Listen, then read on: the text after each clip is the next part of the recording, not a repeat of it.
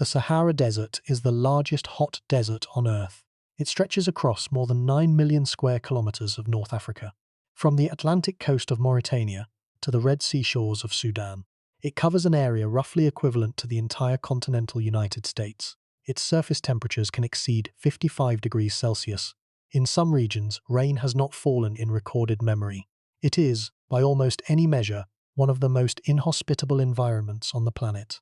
A place of silence, of emptiness, of stone and sand and sky stretching to the horizon in every direction, without a single tree, without a single blade of grass, without a single drop of standing water. And beneath it lies a world that should not exist. Beneath the sand dunes and the gravel plains, beneath the exposed bedrock and the salt flats and the dried-up lake beds, there are rivers. Not metaphorical rivers, not traces of rivers. Actual rivers, flowing through underground channels carved in the rock, carrying water that fell as rain thousands of years ago and has been travelling through subterranean aquifers ever since. There are lakes, vast reservoirs of fossil water, trapped in porous sandstone formations, hundreds of meters below the surface, containing more fresh water than all of the Great Lakes of North America combined. There are the remains of cities, settlements, and ceremonial complexes that were built when the Sahara was not a desert at all, but a green, fertile, populated landscape of grasslands, rivers, lakes, and forests. There are rock art galleries containing tens of thousands of images, painted and carved on cliff faces and cave walls, depicting people swimming, fishing, herding cattle, hunting hippopotamus, and living lives of abundance in a landscape that has not supported such activities for at least 5,000 years. There are human skeletons buried in the sand. Not dozens, not hundreds, thousands. Entire cemeteries from cultures that have no names, no written records, no surviving descendants who remember them. People who lived, loved, raised children, tended their animals, worshipped their gods, and died in a world that has been erased so completely by climate change that even its memory has been lost. People whose bones are now surfacing from the sand as the desert shifts, revealing burial practices, dietary patterns, disease profiles, and genetic lineages that tell a story of human complexity and sophistication that the current landscape renders almost impossible to believe. The Sahara is not what it appears to be. It is not an eternal wasteland. It is not a permanent barrier between Mediterranean Africa and sub-Saharan Africa. It is not a dead zone, a blank space on the map where nothing happens and nothing ever happened. It is, in fact, one of the most dynamic landscapes on Earth.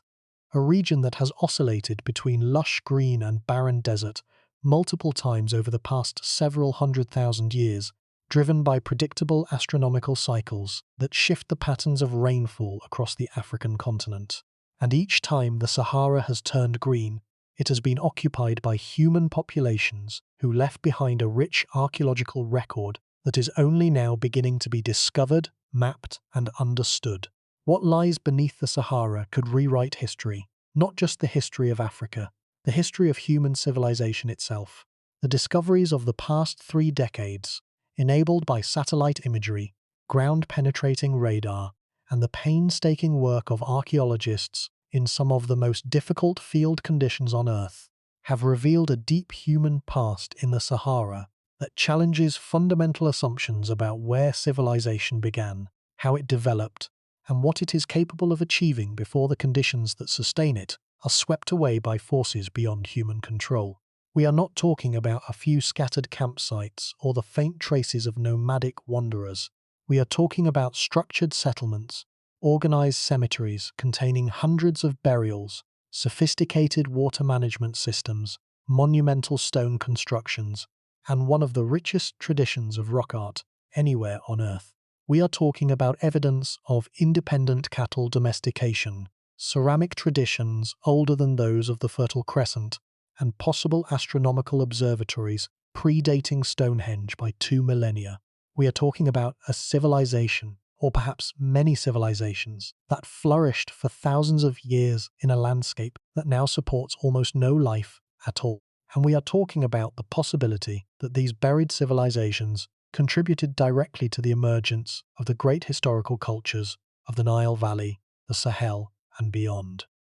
By the end of tonight, You are going to understand what has been found beneath the Sahara, what it means for our understanding of the human past, and why the conventional story of civilization, the story that begins in Mesopotamia and Egypt and the Indus Valley, may be missing its most important chapter, a chapter written in stone and bone and buried rivers, in a landscape that has been hiding its secrets under a blanket of sand for 5,000 years. The scale of what has been hidden is almost incomprehensible. We are not talking about a few forgotten villages or a handful of lost tribes. We are talking about an inhabited landscape the size of a continent, occupied continuously for 6,000 years, containing a diversity of cultures and traditions that we are only beginning to glimpse. We are talking about a world that shaped the civilizations we know, that contributed the people and the practices and the ideas from which ancient Egypt and the great cultures of West Africa were built, and that was then so thoroughly erased by the advancing desert that even its existence was forgotten until now. Before we get started, if you find these mysteries as fascinating as we do, take a second to like the video or subscribe. It is a simple action, but it helps this channel reach more curious minds like yours. Now, let's begin. To understand what lies beneath the Sahara and why it matters, we first need to understand the Sahara itself. Not the Sahara of popular imagination, the endless expanse of golden sand dunes that appears in films and postcards, but the real Sahara, a geological and climatic entity of extraordinary complexity, age, and variability. The Sahara occupies roughly 1/3 of the African continent. It spans 11 countries, from Mauritania, Mali, and Niger in the west to Sudan, Egypt, and Libya in the east. Its northern boundary is the Atlas Mountains and the Mediterranean coast. Its southern boundary is the Sahel, the semi-arid transitional zone that separates the desert from the tropical savannas to the south. Its eastern boundary is the Red Sea and the Nile Valley. Its western boundary is the Atlantic Ocean. Within these boundaries lies a landscape of startling diversity. The Sahara is not all sand. In fact, sand dunes, called ergs, cover only about 25% of the desert's surface. The rest is composed of rocky plateaus called hamadas, gravel plains called regs, dry valleys called wadis, volcanic highlands, salt flats, oases, and vast expanses of bare bedrock scoured by wind and temperature extremes. The geological foundation of the Sahara is ancient. The bedrock beneath the desert includes some of the oldest rocks on Earth, Precambrian basement rocks that formed billions of years ago and that now lie exposed or thinly covered across vast areas of the desert's interior. These ancient rocks are overlain in many places by younger sedimentary formations, sandstones, limestones, and shales deposited by ancient seas, rivers, and lakes over hundreds of millions of years. It is within these sedimentary formations that the most important discoveries lie because they preserve not only the geological history of the region, but also the biological and climatic history, a record of changing environments stretching back to the age of dinosaurs and beyond. The climate history of the Sahara is perhaps the most important context for understanding what lies beneath it. The Sahara has not always been a desert. This fact, which seems almost impossible when standing on the cracked, sun-baked surface of the modern desert, is one of the best established findings in paleoclimatology.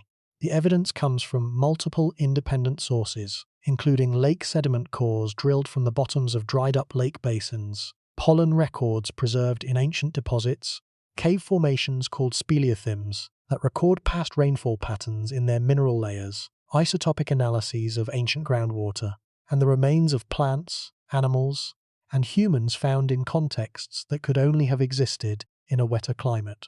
The most dramatic green period, the one most relevant to the human story, is the African humid period, also known as the Holocene wet phase or the Neolithic subpluvial. This period lasted from roughly 11,700 years before the present to roughly 5,500 years before the present, a span of more than 6,000 years. During this time, the Sahara received substantially more rainfall than it does today, driven by changes in the Earth's orbital parameters that shifted the West African monsoon northward, bringing seasonal rains deep into what is now the desert interior. The orbital mechanism behind the Green Sahara is well understood. The Earth's axis of rotation slowly wobbles, tracing a circular path against the background stars over a cycle of approximately 21,000 years. This wobble, known as the precession of the equinoxes, changes the timing of the Earth's closest approach to the Sun relative to the seasons. When the northern hemisphere's summer coincides with the Earth's closest approach to the Sun, the increased solar heating of the northern land masses strengthens the thermal contrast between the hot continent and the cooler ocean, intensifying the monsoon circulation that draws moist air from the tropical Atlantic northward over the Sahara. During the African humid period, this orbital configuration maximized summer heating of the northern hemisphere, pushing the monsoon rain belt hundreds of kilometers north of its current position. The transformation was profound. Areas that today receive less than 5 millimeters of annual rainfall received between 200 and 500 millimeters during the height of the humid period. This is the difference between a lifeless desert and a landscape capable of supporting grasslands, savannas, scattered trees, seasonal rivers, and permanent lakes. And the evidence shows that the landscape did indeed support all of these things. The evidence comes not just from one type of source, but from dozens of independent lines of investigation that all converge on the same conclusion. Pollen records from lake sediment cores show the presence of savanna and woodland species in areas that are now barren desert. Ostracod shells, the tiny calcified cases of freshwater crustaceans, have been found in sediments hundreds of kilometers from the nearest modern water. The isotopic composition of cave formations in the Saharan highland regions records changes in rainfall amount and source that precisely match the timing of the humid period. And the faunal remains found at archaeological sites across the desert tell the story of a functioning ecosystem, with large herbivores, predators, aquatic species, and the full range of ecological niches that characterize a tropical savanna. Lake Megachad, a vast body of fresh water that occupied the basin now containing the shrunken remnant of Lake Chad, expanded to cover an area of approximately 360,000 square kilometers during the African humid period, making it one of the largest freshwater lakes in the world, comparable in size to the modern Caspian Sea. Shoreline deposits, beach ridges, and lacustrine sediments mark the extent of this ancient lake across parts of modern-day Chad, Niger, Nigeria, and Cameroon.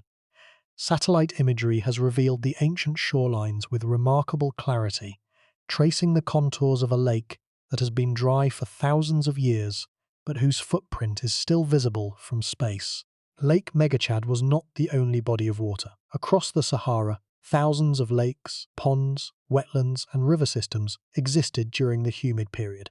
In the Fezzan region of southwestern Libya, a series of interconnected lakes occupied a chain of basins that are now bone-dry desert.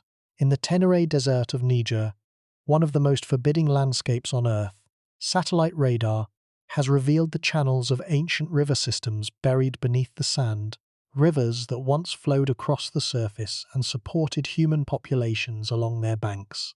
In the Egyptian Western Desert, the Salima sand sheet conceals the remnants of an ancient lake system that supported settlements and pastoralists during the humid period. In the Bodele Depression of northern Chad, the dried-up lake bed of an ancient body of water called Mega Lake Chad now serves as the single largest source of atmospheric dust on the planet. Its fine diatomite sediments, the accumulated shells of microscopic algae that lived in the ancient lake, lifted by the wind and carried across the Atlantic to fertilize the Amazon rainforest. The animals that inhabited the Green Sahara confirm the picture painted by the geological and climatic data. Fossil and subfossil remains of hippopotamus, crocodile, freshwater fish, and aquatic mollusks have been found at sites throughout the Sahara, hundreds of kilometers from the nearest modern water source. These are not animals that can survive in a desert. They require permanent water, significant vegetation, and a climate that supports the food chains on which they depend. Their presence in the heart of what is now the driest region on Earth is incontrovertible evidence that the Sahara was once a radically different place. Elephant bones have been found in the Tenere. Giraffe remains have been recovered from sites in the Libyan desert. Rhinoceros, buffalo, and large antelope species are documented at sites across the central Sahara. the Green Sahara was not a marginally habitable landscape. It was a rich, productive ecosystem, teeming with the same large mammal fauna that today characterizes the savannas of East and Southern Africa. The rock art of the Sahara provides the most vivid and emotionally powerful testimony to the green past. Across the desert, from the Tassili Naja Plateau in southeastern Algeria to the Tibesti Mountains in northern Chad, from the Caucasus Mountains in southwestern Libya to the Aya Mountains in Niger, the cliff faces and rock shelters are covered with thousands of paintings and engravings created by the people who lived in the Green Sahara. These images, rendered in mineral pigments on the natural sandstone canvas, depict a world that is almost unrecognizable when compared to the modern landscape. People are shown swimming in rivers and lakes. Herders are shown tending large flocks of cattle, sheep, and goats on open grasslands. Hunters are shown pursuing giraffes, elephants, rhinoceros, and hippopotamus. Women are shown grinding grain, carrying water, and nursing infants. Ceremonies are depicted, with costumed figures dancing and musicians playing instruments. The art shows a world of abundance, diversity, and human engagement with a living landscape. The scale of the rock art is staggering. In the Tassili Naja alone, more than 15,000 individual paintings and engravings have been documented, spanning a period from roughly 12,000 years ago to roughly 2,000 years ago. The art styles change over time, reflecting changes in climate, economy, and culture as the Green Sahara gradually gave way to the desert we know today. The earliest images show wild animals and hunting scenes. Later images show domesticated cattle and pastoral life. Still later images show horses and chariots, introduced from the Mediterranean world. And the latest images show camels, the animal that replaced all others as the Sahara dried out and became uninhabitable for everything except the most extreme desert specialists. The chronological sequence of the rock art, painstakingly established by French researchers, beginning with Henri Lotte's expeditions to the Tassili in 1956, provides a visual history of the Green Sahara from its wettest phase to its final desiccation. Lotte's team spent months in the Tassili Plateau, copying the paintings by hand onto transparent sheets, photographing them, and recording their locations and associations. His subsequent publication, The Search for the Tassili Frescoes, brought the art of the Green Sahara to international attention for the first time and established the Tassili Naja as one of the most important rock art sites in the world. The site was designated a UNESCO World Heritage Site in 1982, but the Tassili is only one of dozens of major rock art concentrations across the Sahara. The Caucasus Mountains of southwestern Libya contain equally spectacular paintings, many of them in remote sandstone shelters, accessible only by difficult overland travel. The Tibesti Mountains of northern Chad, a volcanic massif rising to more than 3,000 meters above the surrounding desert, contain engravings of extraordinary quality and antiquity. The Aya Mountains of Niger, the Enedi Plateau of northeastern Chad, and the Adrar des Ifogos of northeastern Mali all contain significant concentrations of rock art that remain poorly documented and largely unstudied. The content of the rock art is as revealing as its distribution.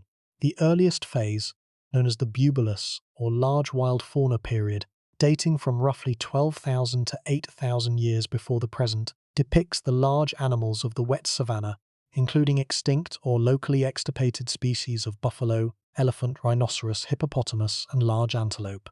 The art of this period is predominantly engraved rather than painted, and the images are often life-sized or larger, executed with a naturalistic precision that suggests close and prolonged observation of the animals depicted. These images confirm the existence of a fully functioning savanna ecosystem in the Sahara during the early Holocene, complete with the full range of large mammals that today characterize the savannas of East Africa. The second phase, known as the Roundhead period, dating from roughly 8,000 to 6,000 years before the present, is characterized by painted figures of humans in elaborate costumes and headdresses, often depicted in postures that suggest dance, ritual, or trance. The Roundhead paintings are among the most enigmatic images in the Saharan rock art corpus.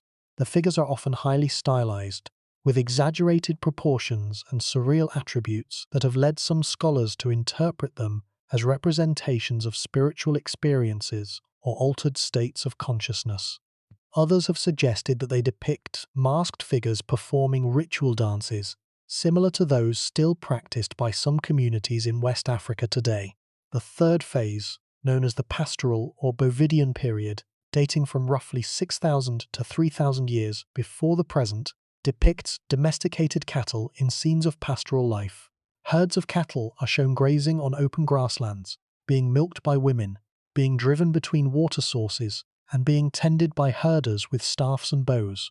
The pastoral paintings provide the most direct visual evidence of the subsistence economy that sustained the Green Sahara's human populations during the Middle Holocene. They show a world of organized pastoralism, with large herds of cattle managed by communities who understood the animals' needs, knew the landscape's resources, and moved through it in a pattern of seasonal transhumance that exploited different ecological zones at different times of year. The sheer volume of undocumented art across the Sahara is one of the most frustrating aspects of Saharan archaeology.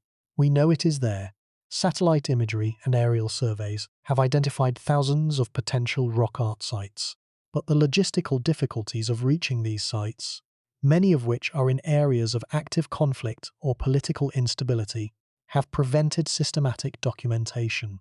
The art is exposed to the elements, vulnerable to erosion, vandalism, and the effects of climate change, and much of it will be lost before it can be recorded. To appreciate the human significance of the Green Sahara, consider the following comparison. The Sahara today supports a population of roughly 2.5 million people, nearly all of whom live in oases along the Nile or in the transitional zones at the desert's margins. During the African humid period, the Sahara may have supported a population of tens of millions, engaged in fishing, hunting, gathering, herding, and possibly early forms of agriculture. These were not marginal populations clinging to existence in a harsh environment. They were thriving communities living in a landscape of relative abundance, with reliable water sources, rich plant and animal resources, and a climate that permitted year-round habitation over an area comparable to the entire continental United States. The genetic evidence supports this picture of a densely populated Green Sahara. Studies of ancient DNA extracted from human remains at Saharan archaeological sites, and studies of the genetic diversity of modern populations in North Africa, the Sahel, and the Nile Valley reveal patterns of genetic admixture and migration that are consistent with a large, genetically diverse population occupying the Sahara during the humid period, followed by a dispersal of that population to the desert margins during the desiccation event. The genetic signatures of this dispersal are still visible in modern populations. The people of the Green Sahara did not vanish, they moved, and their descendants live today in every country that borders the desert. The Green Sahara was not the first time this region had been wet. The Sahara has oscillated between green and desert conditions many times over the past several million years, driven by the same orbital cycles that triggered the most recent humid period. Each cycle lasted roughly 10 to 20,000 years, with green phases alternating with arid phases in a regular, predictable rhythm. During each green phase, the Sahara was colonized by plants, animals, and humans who expanded into the region as conditions improved. During each arid phase, those populations were driven out as the landscape dried and the resources disappeared. The current desert phase is simply the latest in a long series of oscillations. Not a permanent condition, but a temporary state in a cycle that will eventually bring the rains back. The evidence for these earlier green periods is preserved in geological formations across the Sahara. Ancient lake deposits, river gravels, soil horizons, and fossil remains document multiple wet phases extending back hundreds of thousands of years. During the last interglacial period, roughly 125,000 years ago, the Sahara experienced a green phase that may have been even wetter than the Holocene humid period. Lake sediment deposits from this period have been found at sites across the desert, and the remains of large animals, including hippopotamus, crocodile, and large bovids, confirm the existence of a functioning savanna ecosystem at a time when our own species was still in its early stages of expansion. The implication is staggering. Humans, or their close relatives, have occupied the Sahara during every green phase for hundreds of thousands of years.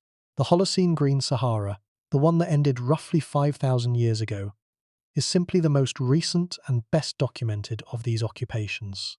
Earlier Green Sahara populations left behind stone tools and other artifacts that document their presence, but the organic materials, the bone, the wood, the plant remains that could tell us about their way of life have been destroyed by the passage of time.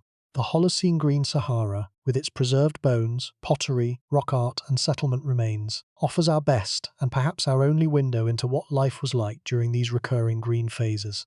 And it is a window that is closing as the evidence degrades and disappears under the combined assault of erosion, looting and neglect. The scale comparison is worth restating in different terms. The Sahara during the humid period was larger than Europe. It supported a population that may have been comparable to the population of Europe during the same period. It contained ecological diversity comparable to any region on Earth, and it has been almost completely ignored by mainstream archaeology until the past 3 decades. The disparity between the scale of the lost world and the scale of the effort devoted to studying it is one of the greatest failures of modern archaeology. We have lavished centuries of attention on the Nile Valley, on Mesopotamia, on the Mediterranean, on Europe. We have spent decades excavating individual rooms in individual buildings at individual sites. And meanwhile, an entire continent-sized landscape with 6,000 years of human history has been sitting beneath the sand, unexamined, undocumented, and unknown. The reasons for this neglect are not hard to understand. The Sahara is one of the most difficult environments on Earth for field research. Temperatures routinely exceed 50 degrees Celsius. Water must be transported over vast distances. Equipment deteriorates rapidly in the sand and heat. Travel between sites can take days, over roads that are often little more than unmarked tracks across the desert surface. The logistical costs of Saharan archaeology are enormous, far exceeding the costs of comparable work in temperate regions. And the political instability of many Saharan countries has made large areas of the desert effectively inaccessible to international research teams for or even decades at a time. But the logistical difficulties do not fully explain the neglect. There has also been a conceptual bias. The Sahara was treated as a blank space, a region of no historical interest, a barrier to be crossed rather than a landscape to be studied. This bias was rooted in the assumption that deserts are and always have been uninhabitable, an assumption that the paleoclimatic evidence has thoroughly refuted. The Green Sahara was not a marginal environment. It was a rich, productive landscape that supported complex human societies for thousands of years. But as long as the desert was seen as a permanent feature of the African landscape, rather than a temporary phase in a recurring cycle, there was no reason to look beneath the sand for evidence of human activity. The evidence was there. The will to find it was not. This is now changing. The advent of satellite technology, the development of new analytical methods for dating and characterizing archaeological materials, and the growing recognition among archaeologists that the Sahara was once a populated landscape have combined to create a new era of Saharan research. International teams are working across the desert, from Mauritania to Sudan, documenting sites, excavating settlements, collecting samples, and building the first comprehensive picture of the Green Sahara's human history. The pace of discovery is accelerating. Every year brings new sites, new findings, and new questions. But the scale of the task is immense. 9 million square kilometers, 6,000 years, millions of people, and a handful of research teams working with limited funding in one of the most challenging environments on Earth. The race between discovery and destruction is far from won. The numbers are striking. For 6,000 years, an area of 9 million square kilometers, one of the largest landscapes on Earth, was inhabited by diverse human populations who left behind a rich archaeological record of settlements, cemeteries, stone tools, pottery, rock art, and animal remains. And when the rain stopped, when the monsoon retreated southward, and the lakes dried up, and the rivers ceased to flow, those populations were displaced, migrating to the margins of the desert, to the Nile Valley, to the Mediterranean coast, to the Niger Bend, to the Lake Chad Basin, carrying with them knowledge, skills, cultural practices, and genetic lineages that shaped the civilizations that subsequently emerged in those regions. This last point is crucial, and we will return to it repeatedly. The civilizations that arose along the Nile Valley, in the Sahel, and around the Mediterranean in the 4th and 3rd millennia before the Common Era did not emerge from nothing. They emerged from the collapse of the Green Sahara. They were populated, at least in part, by people who had been displaced from the drying interior. They carried cultural practices, including cattle herding, ceramic technology, stone working traditions, and possibly religious beliefs that had been developed over millennia in the Green Sahara. The conventional story of civilization, which begins with the sudden and seemingly miraculous appearance of complex societies in the Nile Valley, around 3,500 before the Common Era, may be missing its most important prologue. The prologue that unfolded in the green heart of the Sahara over thousands of years, before the desert came and buried everything. Then something happened that changed everything. The core problem of the Sahara is not what it hides, but what it has erased, or rather, what we thought it had erased, but had merely buried. For most of the 20th century, the Sahara was treated by archaeologists and historians as a barrier, a blank space between Mediterranean North Africa and Sub-Saharan Africa, a region of no historical significance, a wasteland that separated the civilized worlds of Egypt and Carthage from the equally developed but culturally distinct worlds of West and East Africa. Archaeological surveys in the Sahara were rare, difficult, and limited in scope. The logistical challenges of working in one of the most remote and inhospitable environments on Earth, the extreme temperatures, the lack of water, the vast distances between potential sites, the political instability of many Saharan countries meant that the archaeological record of the Sahara was, until very recently, almost completely unknown. This began to change in the 1970s and 1980s, when satellite imagery became available for civilian research. The first generation of remote sensing satellites, including the American Landsat program and the European Space Agency's early Earth observation missions, provided images of the Sahara's surface that revealed features invisible from the ground. Ancient river channels, lake shorelines, geological formations, and even the faint traces of human settlements could be detected from orbit using wavelengths of light that penetrated thin layers of sand and revealed the shapes of buried features beneath. But the real breakthrough came in 1981, when the Space Shuttle Columbia carried an experimental imaging radar system called Sire-A, the Shuttle Imaging Radar. This system used synthetic aperture radar, a technology that sends pulses of microwave energy toward the ground and records the reflected signal to create images of the Earth's surface that could penetrate dry sand to a depth of several meters. When the Sire-A images of the Eastern Sahara were processed, they revealed something astonishing. Beneath the sand of the Salima sand sheet in southwestern Egypt and northwestern Sudan, the radar had detected a network of buried river channels, ancient drainage systems that had been completely invisible on the surface, but that were clearly visible in the radar images, etched into the bedrock beneath the sand like the veins of a leaf pressed between the pages of a book. The discovery of the radar rivers, as they came to be known, electrified the scientific community.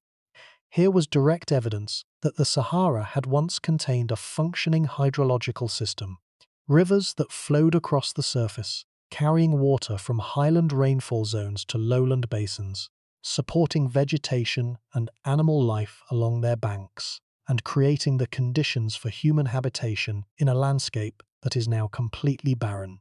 The radar rivers confirmed what the geological and climatic evidence had suggested, but had never demonstrated so dramatically. The Sahara was once a living landscape, and its remains were still there, buried under a thin blanket of sand, waiting to be discovered. The implications of the radar river discovery extended far beyond the simple fact that rivers once existed in the desert. The rivers implied drainage basins implied ecosystems, ecosystems implied biological productivity, and biological productivity implied human populations. If the Sahara once had rivers, it once had everything that rivers bring: fish, waterfowl, vegetation along the banks, grazing animals drawn to the water, and humans drawn to all of these resources. settling along the riverbanks and lake shores, as humans have done throughout history in every environment where water was available. Subsequent radar missions, including Saya B in 1984, Saya C in 1994, and the Japanese Alos Pulsar missions in the 2000s, expanded the coverage and refined the resolution of the subsurface images. The picture that emerged was remarkable. The Sahara was crisscrossed by a vast network of ancient river systems, some of them comparable in size to major modern rivers. In the eastern Sahara, a system of ancient channels draining northward toward the Mediterranean was identified, suggesting the existence of a major river system that had no modern equivalent. In the western Sahara, buried drainage patterns were traced across parts of Mauritania, Mali, and Algeria, revealing a hydrological network that connected regions now separated by hundreds of kilometers of waterless desert. In 2015, a team of researchers from the Royal Holloway University of London, using data from the Japanese ALOS satellite, announced the discovery of a previously unknown ancient river system in the central Sahara, beneath the sand of the Libyan desert. This river, which the researchers called the Kufra River System, had once been a major watercourse draining a large area of the eastern Sahara toward the Mediterranean. The river had carved a valley more than 100 kilometers long and several kilometers wide, comparable in scale to the modern Nile in some of its upper reaches. The discovery was significant, not only because of the river's size, but because of its location. The Kufra River system lay beneath one of the most arid and inhospitable regions of the modern Sahara, a region where the average annual rainfall is effectively zero.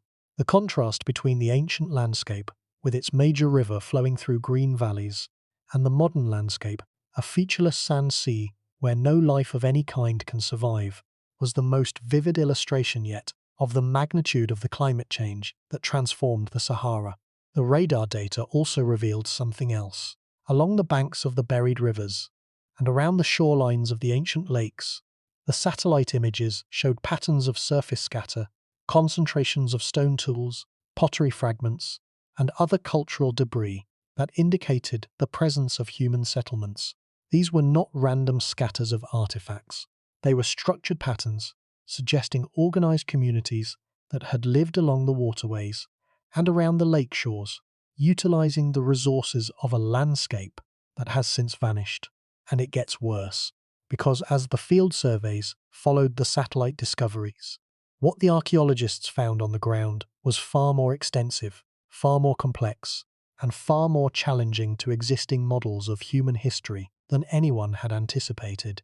The site of Gabero in the Tenere Desert of central Niger provides one of the most dramatic examples. Gabero was discovered in 2000 during a paleontological expedition led by the American researcher Paul Sereno, who was in the Tenere searching for dinosaur fossils. Sereno's team stumbled upon human bones protruding from the surface of a sand dune near the shore of an ancient lake. When they returned to excavate in 2005 and 2006, they uncovered one of the largest and best preserved Stone Age cemeteries ever found in the Sahara.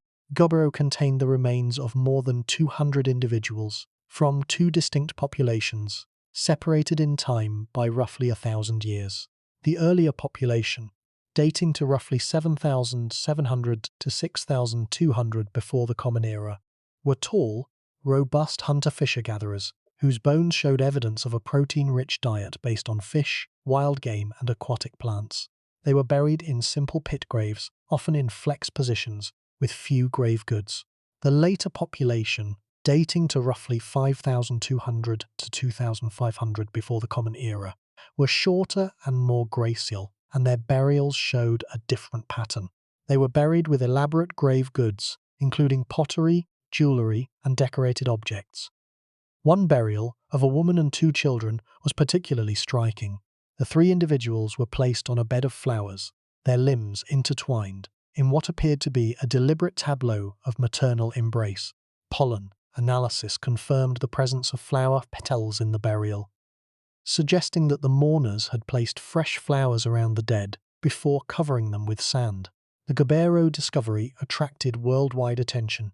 The image of the mother and children, buried together in a gesture of love and mourning, in the heart of what is now one of the most desolate places on Earth, spoke to something universal about the human experience.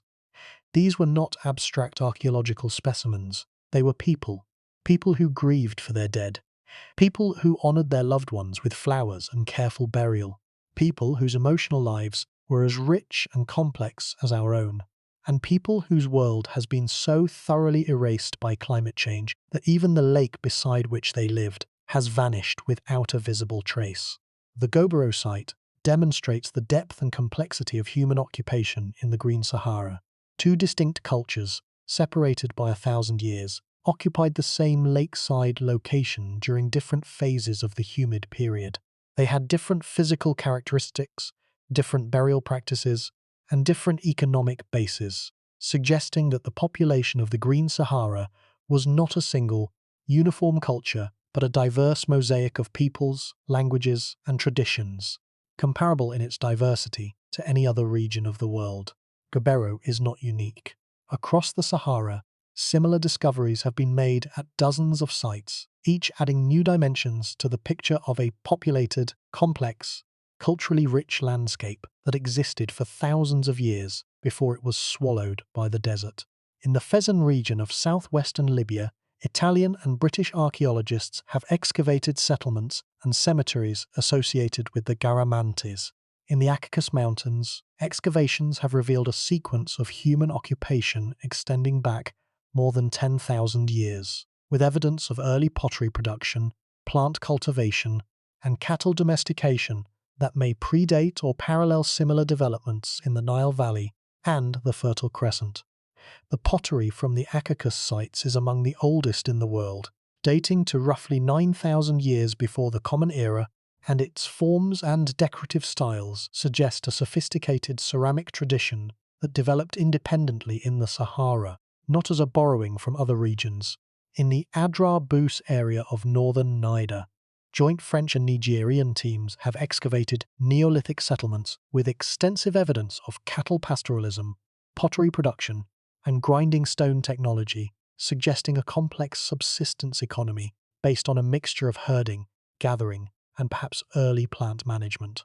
At the site of Tientor in the Acaccus Mountains, deep stratigraphic sequences have yielded some of the earliest evidence for the use of wild cereals in Africa, suggesting that the inhabitants of the Green Sahara were experimenting with plant management long before formal agriculture appeared in the region. The site of Wadi Bakht, in the Gilf Kebir Plateau of southwestern Egypt, provides another window into the complexity of Green Sahara populations. Excavations at Wadi Bakht have revealed a series of campsites dating to the early and middle Holocene, with evidence of seasonal occupation by pastoralist groups who moved their herds between highland pastures and lowland water sources. The sites contain pottery, grinding stones, stone tools, ostrich eggshell beads, and the remains of domesticated cattle and wild game. The settlement pattern suggests a complex, mobile subsistence strategy, with different parts of the landscape being used at different times of year in a carefully managed seasonal round. This is not the behavior of simple nomads. It is the behavior of sophisticated landscape managers who understood their environment intimately and organized their lives around its seasonal rhythms. In the Dar Tichit region of southeastern Mauritania, one of the most extensive complexes of stone ruins in the entire Sahara has been documented. The Tichit Walata complex consists of hundreds of stone-walled settlements, ranging from small hamlets of a few structures to large villages covering several hectares. The settlements date from roughly 2000 to 500 before the Common Era, spanning the final phase of the Green Sahara and the transition to desert conditions. The inhabitants of the Tichit settlements were herders and farmers who cultivated millet, one of the staple crops of West Africa. The sites show evidence of social differentiation, with larger and more elaborately constructed compounds suggesting the presence of elites or community leaders. The Tichit complex has been interpreted as one of the earliest examples of settled agricultural society in West Africa, and some researchers have argued that it represents a crucial link between the Green Sahara populations and the later civilizations of the West African savanna. the implications of the Tichit discovery are profound. If the agricultural traditions of West Africa originated in the Green Sahara and were carried southward by populations displaced by the desiccation, then the entire economic foundation of the great West African civilizations, the kingdoms of Ghana, Mali, and Songhai, the city-states of the Niger Bend, the Hausa states of northern Nigeria, can be traced back to innovations that occurred in the Sahara thousands of years before these civilizations emerged. The Green Sahara is not just the prologue to Egyptian civilization. It is the prologue to West African civilization as well, and potentially to other civilizational traditions across the continent. The Tichit-Walata complex also demonstrates a pattern that appears repeatedly in the Saharan archaeological record.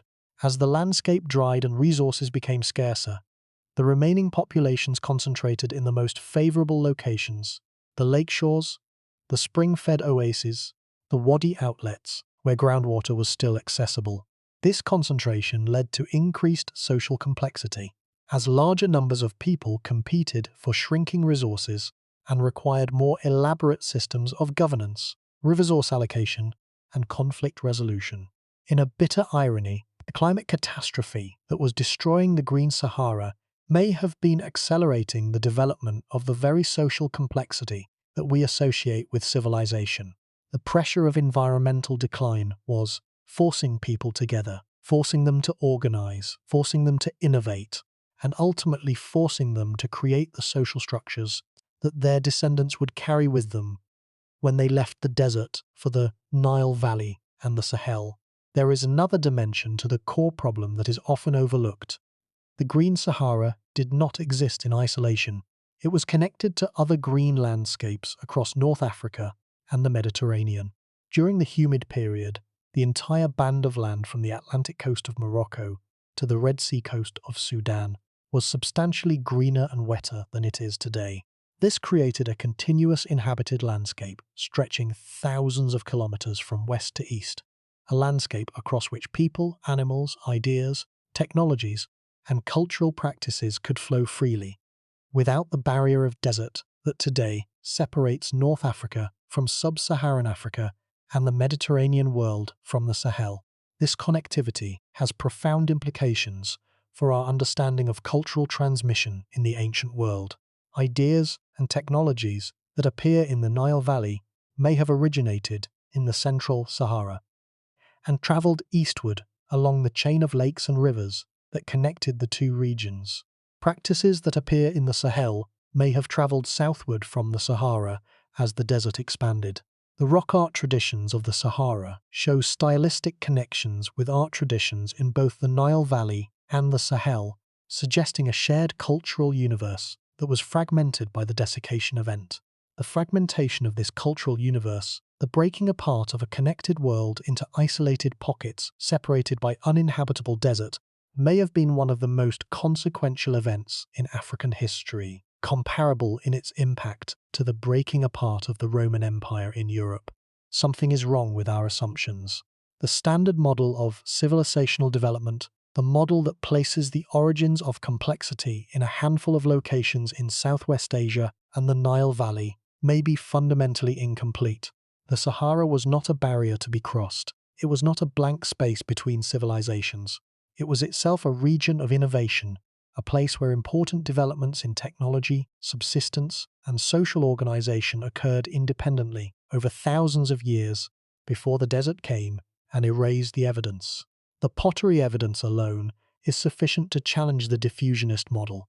The conventional view holds that pottery was invented in the Fertile Crescent, around 8,000 to 9,000 before the Common Era, and that the technology subsequently spread to other regions through cultural contact and migration. But some of the oldest pottery in the world has been found not in the Fertile Crescent, but in the Sahara. At the site of Unjugu in the Dogon country of Mali, pottery fragments have been dated to approximately 9,400 before the Common Era.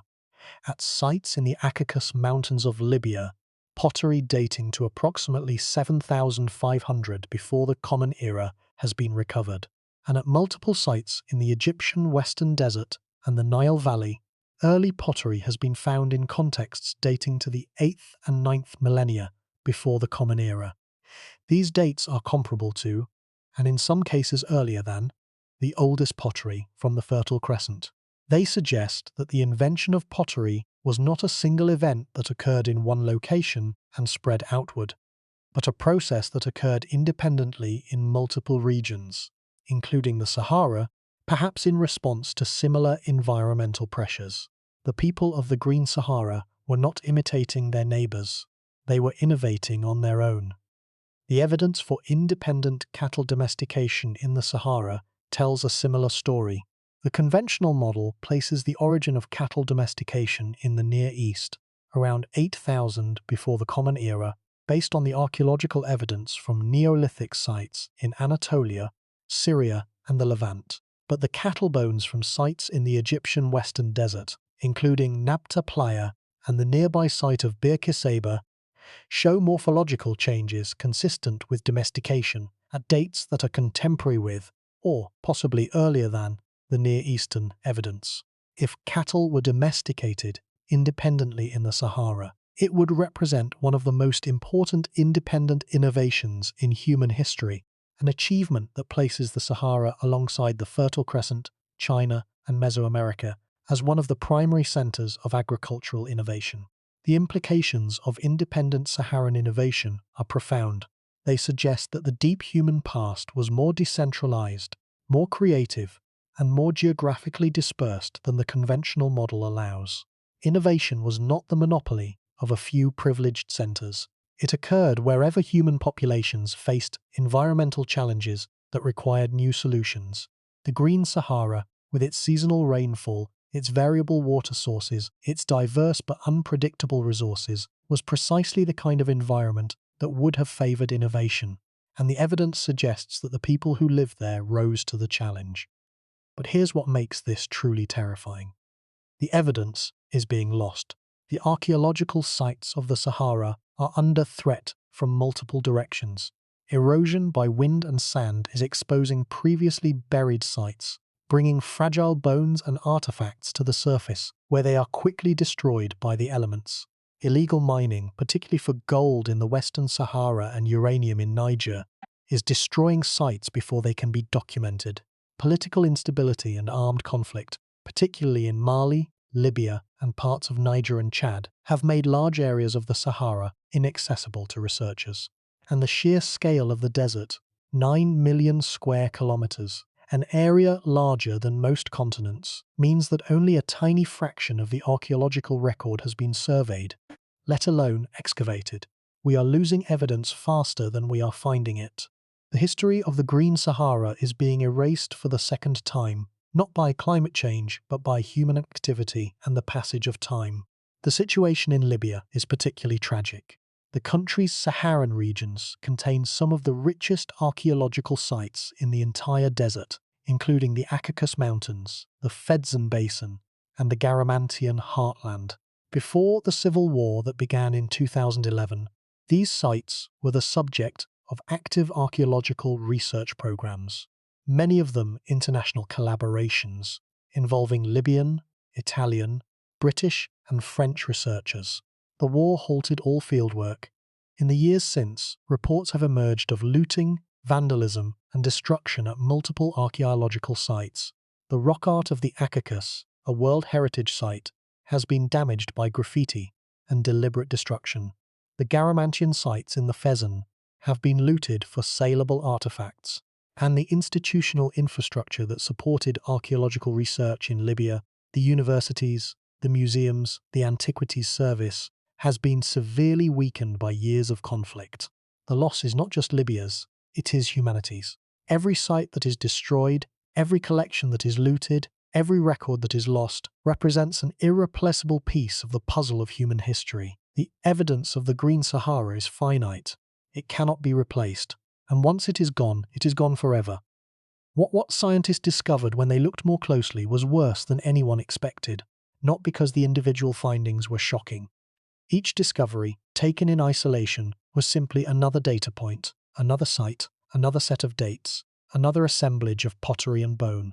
But taken together, The discoveries painted a picture of a lost world so vast, so complex, and so thoroughly forgotten that it challenged the entire framework within which archaeologists had been working for more than a century. The Green Sahara was not a marginal landscape with a few scattered campsites. It was a populated continent within a continent, an inhabited region larger than Europe, with a diversity of cultures, economies, and traditions that rivaled anything known from the contemporary Near East or the Mediterranean. And it had been sitting beneath the sand, undiscovered and unsuspected, while generations of archaeologists devoted their careers to excavating individual rooms in Egyptian temples and measuring the bricks of Mesopotamian ziggurats. The implications are staggering. If the Green Sahara's archaeological record is as rich and complex as the available evidence suggests, then the total volume of archaeological evidence buried beneath the Sahara may exceed the total volume of evidence recovered from the entire Nile Valley over 2 centuries of excavation. This is not an exaggeration. The Sahara is 50 times the area of the Nile Valley. It was inhabited for 6,000 years, and it has been surveyed at most to a depth of a fraction of 1% of its total area. The archaeological potential of the Sahara is not just large, it is immense. It is one of the greatest untapped resources for understanding the human past that exists anywhere on Earth, and it is being destroyed, day by day, by forces that are largely beyond the control of the international archaeological community. The discoveries beneath and across the Sahara have come from multiple directions, each revealing a different aspect of the buried past. To understand the full scope of what has been found, we need to examine the major investigations, one by one, assessing what each contributes and where each falls short. The first major angle of investigation is the underground water. The Sahara sits atop one of the largest aquifer systems on Earth. The Nubian Sandstone Aquifer System, underlying parts of Egypt, Libya, Chad and Sudan, contains an estimated 150,000 cubic kilometers of fossil water that accumulated during the last major wet phase and has been trapped in porous sandstone formations ever since. This is not flowing water in the conventional sense. It is ancient water, stored in the rock like a vast underground reservoir, moving at rates measured in centimeters per year through the microscopic pore spaces of the sandstone. The discovery and characterization of the Nubian Sandstone Aquifer was one of the great achievements of 20th century hydrogeology. Drilling programs in the 1960s and 70s, many of them motivated by the search for oil rather than water, revealed the extent and depth of the aquifer system.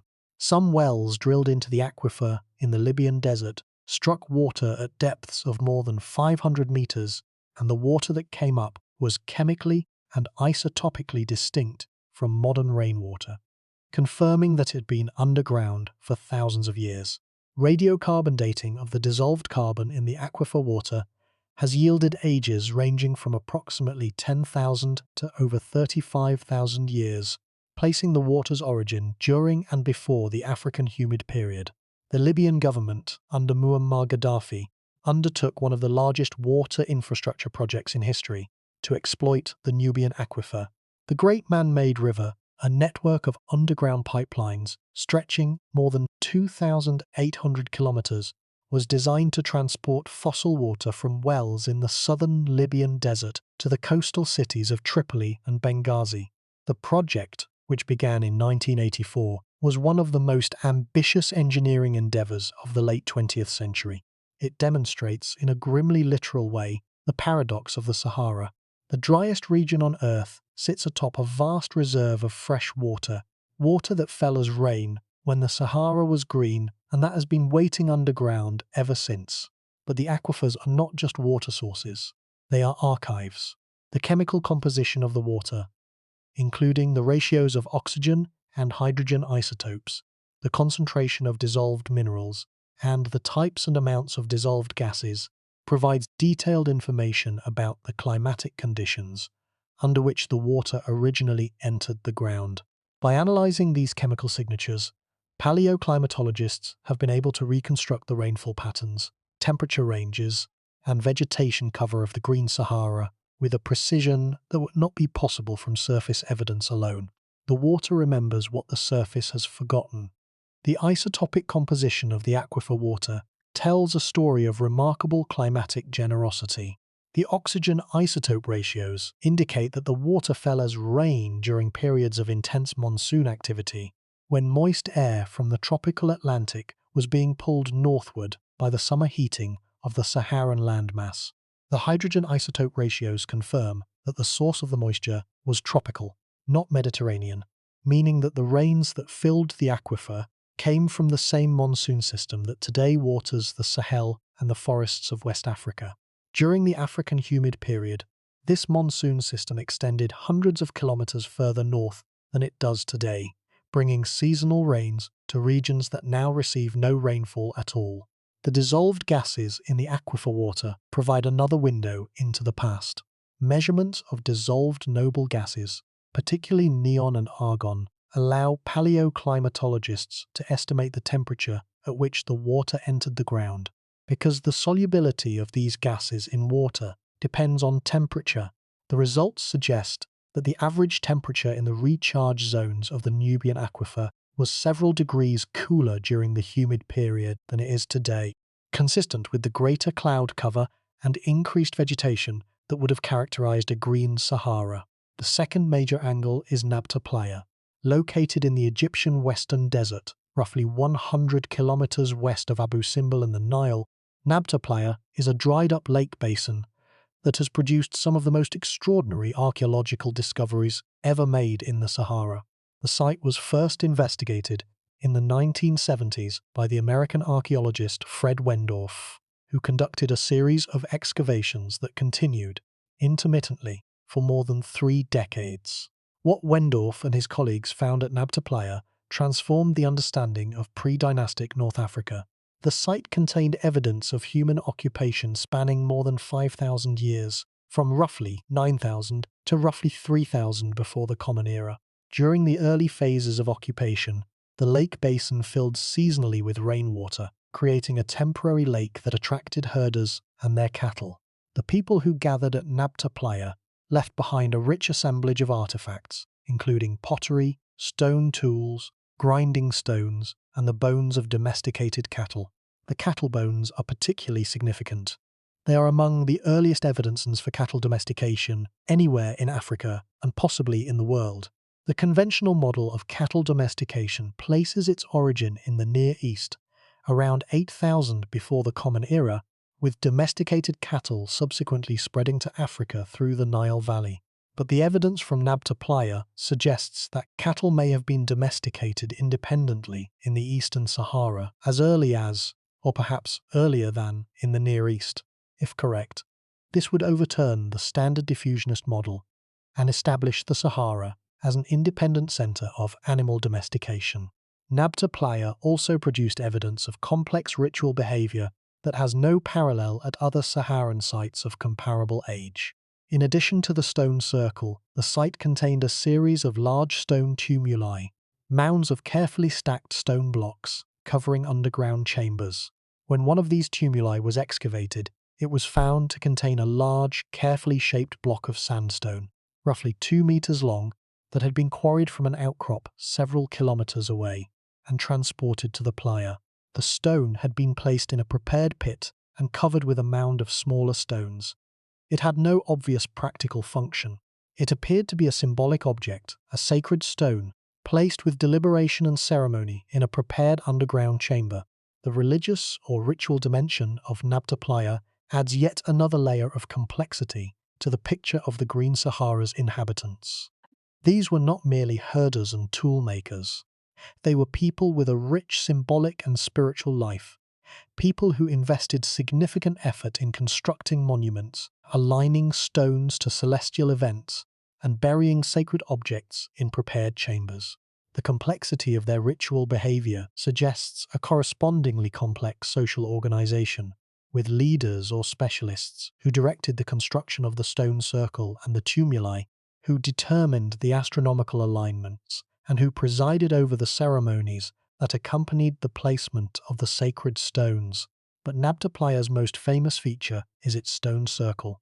On the playa surface, Wendorf's team discovered an arrangement of stone slabs set upright in a circular pattern with pairs of stones aligned to the approximate positions of the summer solstice sunrise and other astronomically significant directions. The circle is small, roughly 4 meters in diameter, and its stones are modest, nothing like the massive megaliths of Stonehenge. But its astronomical alignments, if confirmed, would make it one of the oldest known astronomical observatories in the world, predating Stonehenge by at least 2,000 years. Radiocarbon dates from associated cultural deposits place the construction of the stone circle at roughly 6,800 to 6,200 before the Common Era. The astronomical interpretation of the Nabta Playa stone circle has been debated. Some researchers have questioned whether the alignments are genuine or merely coincidental. The stones are small and the positions imprecise, making it difficult to determine whether they were intentionally aligned with specific celestial events. But the broader context of the site supports the astronomical interpretation. The people of Nabta Playa were semi-nomadic pastoralists who relied on seasonal rainfall to fill the Playa Lake and provide water and grazing for their herds. The ability to predict the onset of the monsoon rains, which coincide roughly with the summer solstice, would have been of enormous practical value. An astronomical marker indicating the approach of the rainy season would have served a vital survival function, telling the herders when to return to the playa and when to move to higher ground. The third angle of investigation concerns the Garamantes of the Fedzan. As mentioned earlier, the Garamantes were a Saharan civilization that flourished in southwestern Libya for roughly 1,700 years, from about 1,000 before the Common Era to roughly 700 of the Common Era. For most of the 20th century, the Garamantes were dismissed by classical historians as barbaric nomads, based on unflattering descriptions in Greek and Roman sources. Herodotus, writing in the 5th century before the Common Era, described the Garamantes as a people who hunted Ethiopian cave dwellers in 4-horse chariots. Roman writers describe them as raiders and nuisances on the southern frontier of the empire. The image that emerged from these classical sources was of a primitive, marginal, desert people of no historical significance. The archaeological evidence tells a very different story. Beginning in the 1960s and intensifying in the 1990s and 2000s under the direction of the British archaeologist David Mattingly, excavations in the Fezzan revealed that the Garamantes were a complex, urban, literate, and commercially sophisticated civilization. Their capital, Garama, modern Jerma, was a substantial town with monumental architecture, including elaborate tombs, temples, and public buildings. Surrounding Garama, a network of smaller towns, villages, and agricultural settlements extended across the Fezzan Basin, supported by an ingenious system of underground irrigation tunnels called fogaras. The fogaras are perhaps the most impressive achievement of the Garamantes. These were underground channels, dug by hand through the sandstone and alluvium of the Fezzan, that tapped the water table and carried groundwater by gravity to the surface, where it was distributed through networks of surface canals to irrigate fields, orchards, and gardens. The fogara system required immense labour to construct and maintain. Each tunnel could be several kilometres long, and each required periodic cleaning and repair as the sandstone walls collapsed or the water table dropped. Mattingly's team has identified more than 600 individual fogaras in the Fezzan, representing a total tunnel length of more than 1,500 kilometres. This is a staggering investment of labour and engineering skill, comparable in scale to the road systems of the Roman Empire or the canal networks of ancient Mesopotamia. The fogaras allowed the Garamantes to practice intensive agriculture in the heart of the Sahara, growing wheat, barley, dates, grapes, olives, and figs in a landscape that is now completely barren. They exported agricultural produce and traded across the desert with both the Mediterranean world and the kingdoms of sub-Saharan Africa, acting as intermediaries in a trans-Saharan trade network that predated the better-known medieval caravan routes by more than 1,000 years. They produced their own pottery, metalwork, and textiles. They used a script derived from the Libyan alphabet that has been found on inscriptions and pottery throughout the Fezzan. and they maintained a social hierarchy, evidenced by differences in tomb size, burial goods, and residential architecture that indicates a stratified, politically organized society. The transformation of our understanding of the Garamantes is a cautionary tale about the limitations of textual sources and the power of archaeological evidence. For centuries, the Garamantes were known only through the dismissive descriptions of Greek and Roman authors who viewed them as barbarians. It took decades of careful archaeological work, conducted under extremely difficult conditions in one of the most remote regions of the Sahara, to reveal them as a complex, urban, technologically sophisticated civilization that sustained itself for nearly 2 millennia in the heart of the desert. If the Garamantes could be so thoroughly misrepresented by textual sources, what other Saharan civilizations might be waiting to be discovered? Civilizations that left no textual record at all, and that can only be revealed through the patient work of archaeology. Mattingly's team also uncovered evidence that the Garamantes Foggara system was ultimately unsustainable. The Foggaras tapped a fossil aquifer, water that had accumulated during the last wet phase and was not being replenished by modern rainfall. As the Garamantes pumped water from the aquifer for irrigation, the water table dropped, requiring the Foggaras to be extended deeper and deeper to reach the receding water.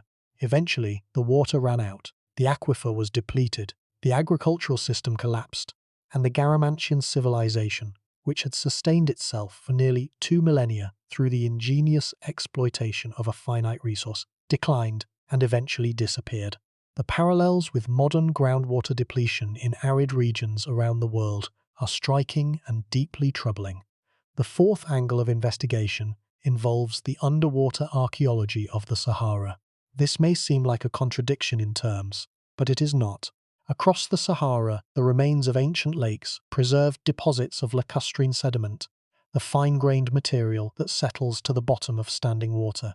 These deposits can be several meters thick, and they preserve, in layered sequence, a detailed record of the environmental conditions that prevailed when the lake existed.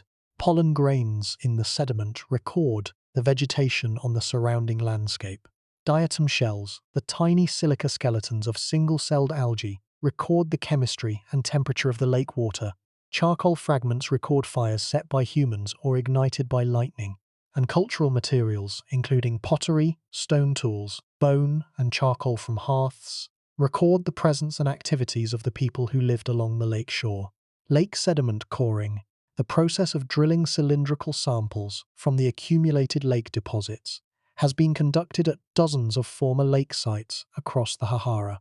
The results consistently tell the same story: a landscape that was wet, green, and inhabited for thousands of years, then dried out abruptly, in some cases within a few centuries, as the monsoon rains retreated southward and the desert advanced.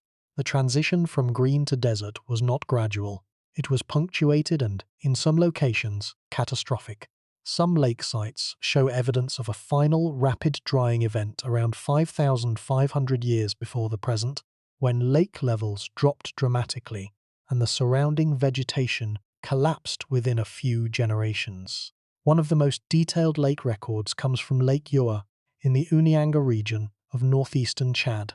Lake Yoa is one of the few natural lakes that still exists in the Sahara, a small body of water fed by groundwater seepage that has survived the desiccation of its surroundings.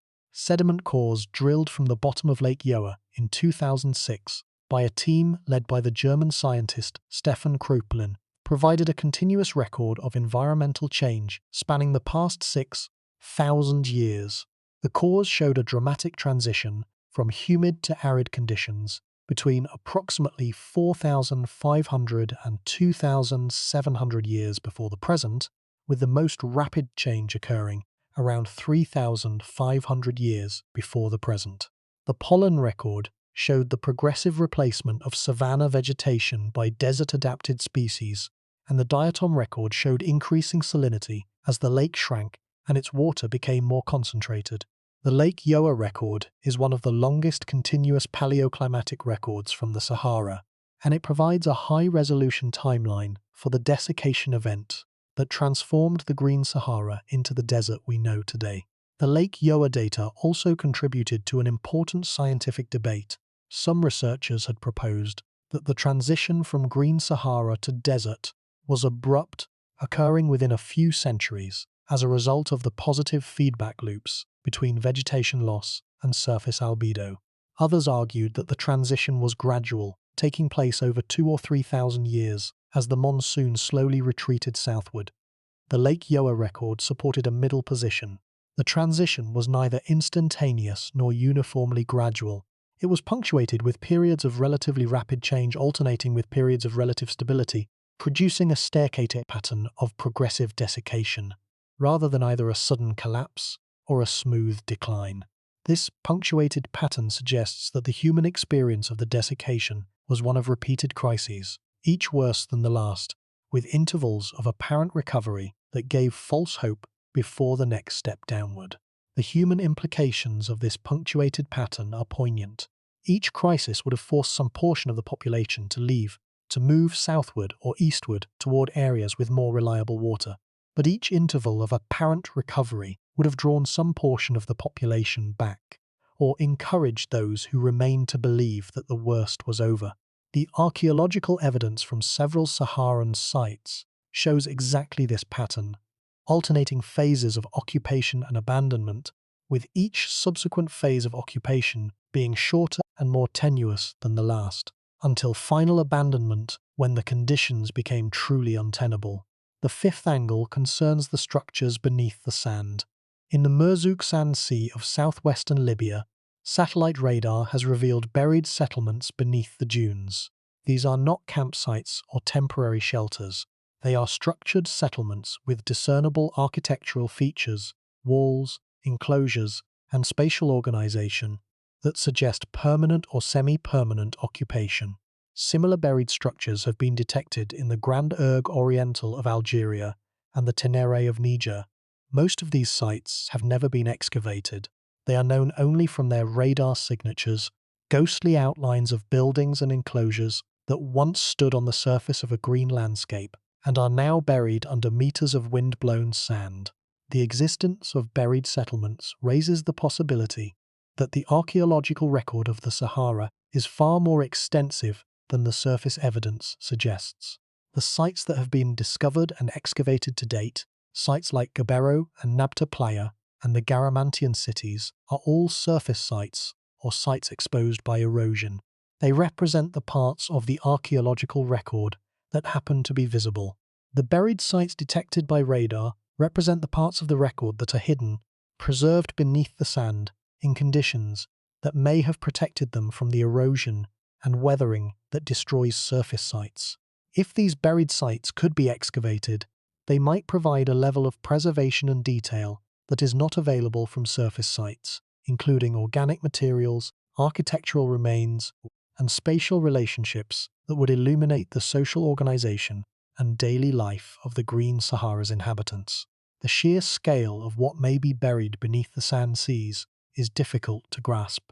The major sand seas of the Sahara, the Grand Erg Occidental and Grand Erg Oriental of Algeria, the Murzuq and Ubari sand seas of Libya, the Tenere of Niger, the Grand Erg of Bilma, the Fachi Bilma Erg cover a combined area of more than 2 million square kilometers. Any surface archaeology within these areas has been buried beneath accumulations of sand that can be tens or even hundreds of meters deep. The radar can detect structures in the upper few meters, but below that depth, even radar cannot penetrate.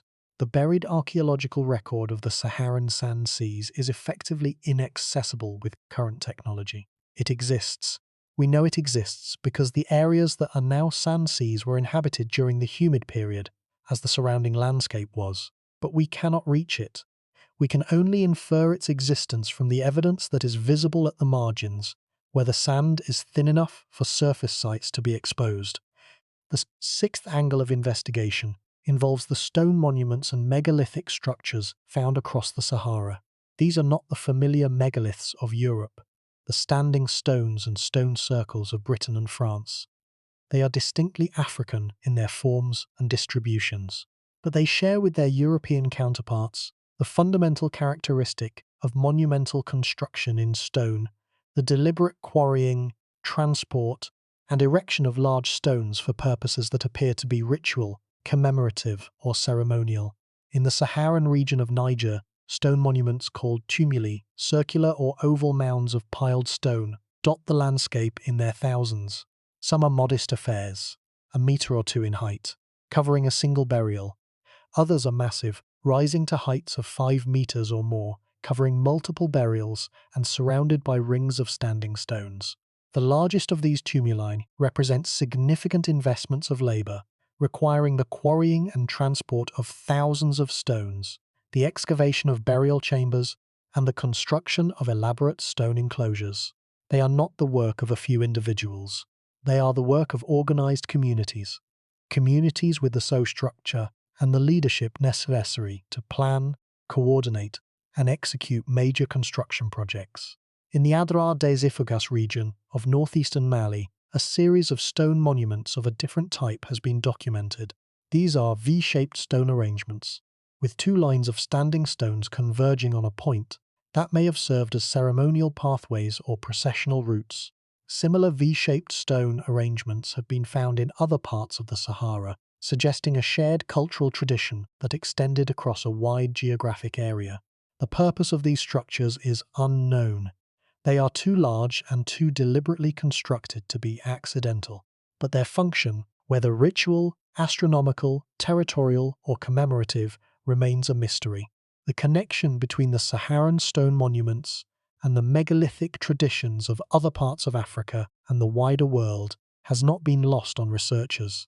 The Senegambian stone circles of the Gambia and Senegal, a UNESCO World Heritage Site, consist of more than 1,000 monuments spanning a period from the 3rd century before the Common Era to the 16th century of the Common Era.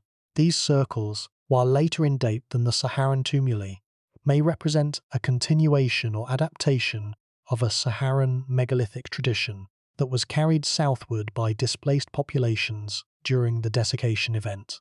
The cultural connection is speculative, but the geographic trajectory is plausible.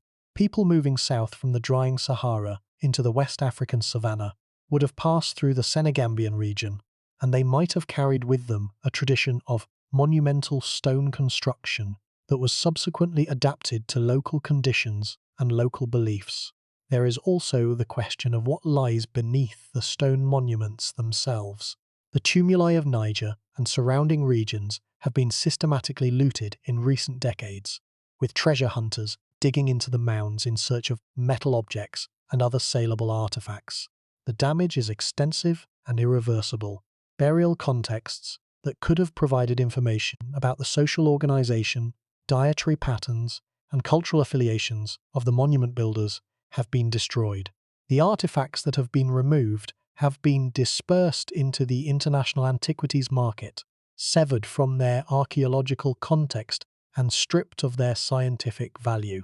The looting of the Saharan tumuli is one of the most urgent threats to the region's archaeological heritage, and it is occurring on a scale that far outstrips the capacity of local authorities to prevent it.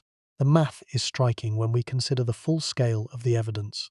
We have satellite radar revealing buried river networks stretching thousands of kilometers across the Sahara.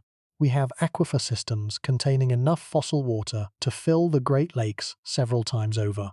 We have the Nabta Playa Stone Circle, possibly the oldest astronomical observatory in the world. We have the Garamantes, a literate urban civilization with more than 1,500 kilometers of underground irrigation tunnels. We have the Gabero Cemetery, with its 200 burials spanning 3,000 years of continuous lakeside habitation. We have rock art galleries containing tens of thousands of images of a world that no longer exists. We have pottery traditions that may predate those of the Fertile Crescent. We have cattle domestication that may have occurred independently of the Near East. We have thousands of stone tumuli and megalithic monuments across Niger, Mali, and surrounding regions. We have buried settlements detected by radar beneath the sand seas. We have continuous lake sediment records documenting the transition from green to desert. And we have barely begun to survey the 9 million square kilometers of desert that conceals all of this. The 7th angle of investigation is genetic. Ancient DNA extracted from human remains at Saharan sites has begun to reveal the genetic relationships among the populations that inhabited the Green Sahara and between those populations and modern African communities. The results, though still preliminary, suggest a picture of considerable genetic diversity in the Green Sahara, with multiple genetically distinct populations occupying different regions and ecological zones. As the desert expanded, these populations dispersed in different directions, carrying their genetic signatures with them. The modern genetic landscape of North Africa, the Sahel, and the Nile Valley still bears the imprint of these ancient dispersals. The people of the Green Sahara are not a lost population. They are the ancestors of hundreds of millions of people alive today. The genetic work has also revealed unexpected connections. A study published in 2019, analyzing ancient DNA from individuals buried at sites in Morocco dating to roughly 15,000 years ago, found genetic affinities with populations in both sub-Saharan Africa and the Near East, suggesting that North Africa was a crossroads of human population movements long before the Neolithic period. The Green Sahara, during its various wet phases, may have served as a corridor connecting populations across a wide geographic range, facilitating the exchange of genes, culture, and technology across distances that are now impassable desert. The eighth angle of investigation involves environmental reconstruction of specific localities within the Green Sahara, using high-resolution paleo-environmental data to build detailed pictures of what individual landscapes looked like during the humid period.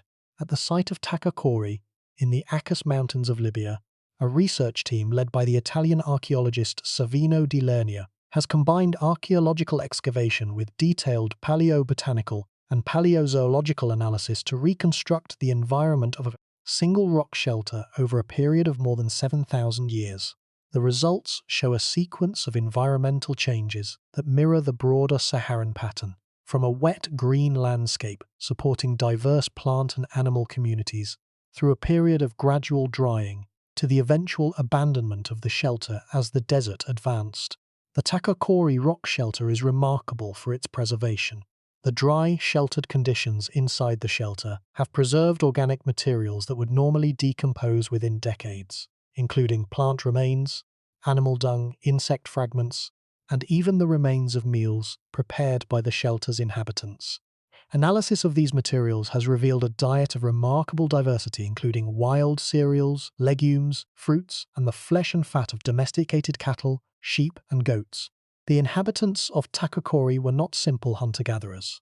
They were herders and foragers with a sophisticated knowledge of their environment and a diverse subsistence strategy that exploited multiple food sources across different ecological zones.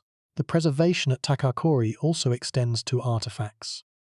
The site has yielded some of the earliest examples of woven plant fiber in Africa, suggesting that textile production began in the Sahara thousands of years before it appeared in the Nile Valley. Baskets, mats, and possibly woven clothing were produced by the inhabitants of the Green Sahara using techniques that are still used by communities in the Sahel today. This is another example of a technology that may have originated in the Sahara and been carried to other regions by displaced populations during the desiccation event.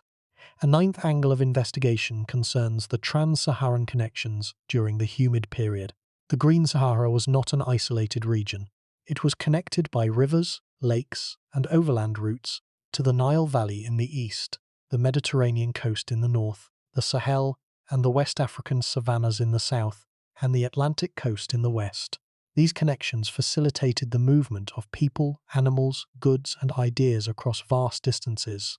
Obsidian, a volcanic glass prized for toolmaking, has been found at Saharan sites hundreds of kilometers from the nearest volcanic source, indicating long-distance trade networks. Marine shells from the Mediterranean coast have been found at sites deep in the Saharan interior, confirming contacts between coastal and inland populations. And the stylistic similarities between rock art traditions across the Sahara suggest a degree of cultural interaction and shared symbolism that is inconsistent with isolated, self-contained communities. These connections mean that the Green Sahara was not just a populated landscape. It was a connected landscape, a network of communities linked by trade, migration, and cultural exchange across an area larger than Europe. The desiccation of the Sahara did not just destroy individual communities. It destroyed a network. It severed connections that had linked communities across thousands of kilometers. It fragmented a world into isolated pieces, and the civilizations that subsequently emerged on the margins of the desert, in Egypt, in the Sahel, on the Mediterranean coast, were the reassembled fragments of a world that had once been whole. The evidence for trans-Saharan connections during the humid period has important implications for the debate about the origins of ancient Egyptian civilization. If the Sahara was connected to the Nile Valley by a network of rivers, lakes, and overland routes, then the cultural and demographic exchanges between the two regions would have been continuous and substantial, not isolated and sporadic. The Sahara was not a remote hinterland from which occasional refugees trickled into the Nile Valley. It was a connected neighboring region from which people, animals, goods, technologies, and ideas flowed continuously, shaping the development of Nile Valley culture over thousands of years. And this is where the answer becomes deeply unsettling, because the evidence suggests that the Sahara may have been home to societies as complex, as innovative, and as culturally rich as any of the civilizations that subsequently emerged in the Nile Valley, the Fertile Crescent, or the Mediterranean basin. And those societies have been almost entirely erased from the historical record by a climate catastrophe that buried their world under millions of tons of sand. We have now walked through the evidence: the satellite radar revealing buried rivers, the aquifer systems preserving ancient water, the archaeological sites documenting thousands of years of human habitation, the rock art recording a vanished world, the Garamantes building an urban civilization in the heart of the desert, the pottery, the cattle, the stone circles, the cemeteries, each discovery adding another layer to a picture that is simultaneously clearer and more disturbing than anything we imagined. The deeper truth is this: the Sahara is not a natural boundary. It is a scar, a wound left by a climate catastrophe that destroyed one of the largest inhabited landscapes in human history. For 6,000 years, the Sahara was home to millions of people. They developed technologies, domesticated animals, created art, built monuments, and organized their societies in ways that we are only beginning to understand. And then, over a period of roughly 2,000 years, from approximately 5,500 to 3,500 years before the present, their world was taken from them. Not by war, not by disease, not by conquest, but by the slow, implacable withdrawal of the rains that sustained everything they had built. Let that sink in. A climate change of the kind that we are experiencing today, only in reverse, from wet to dry instead of from stable to volatile, destroyed an entire world. It dried up the lakes. It killed the grasslands. It drove away the animals. It forced millions of people to abandon their homes, their cemeteries, their sacred places, and their accumulated knowledge, and to migrate to the margins of the desert, where they competed with existing populations for shrinking resources. The Green Sahara did not fade gently into the desert. It collapsed, and the people who lived there were scattered to the winds. The mechanism of collapse is now well understood, though the details are still being refined. The African humid period was driven by changes in the Earth's orbital parameters, specifically the precession of the equinoxes, a slow wobble of the Earth's axis that occurs on a cycle of approximately 21,000 years. When the Earth's axial tilt brings the northern hemisphere closest to the sun during the summer months, the increased solar heating strengthens the West African monsoon, pushing it northward and bringing rainfall deep into the Sahara. When the tilt shifts the other way, the monsoon weakens and retreats southward, and the Sahara dries out. This cycle is predictable, measurable, and documented in the geological record for millions of years. The Green Sahara was not an anomaly, it was a recurring phase in a long-term cycle. The desert is the anomaly, at least in the geological perspective. The Sahara has been green more often than it has been barren. But the transition from green to desert was not smooth. Climate models and paleoclimatic data suggest that the desiccation of the Sahara involved feedback mechanisms that amplified the initial orbital forcing. As the monsoon weakened and rainfall decreased, the vegetation began to die. As the vegetation died, the surface albedo, the reflectivity of the ground, increased, because bare sand and rock reflect more sunlight than green vegetation. The increased albedo caused further cooling of the surface, which further weakened the monsoon, which caused further vegetation loss, which further increased the albedo. This positive feedback loop accelerated the transition from green to desert, turning what might have been a gradual shift into a relatively abrupt collapse. Some paleoclimatic records suggest that the final desiccation of the Central Sahara occurred within a few centuries, perhaps within as few as 200 to 300 years.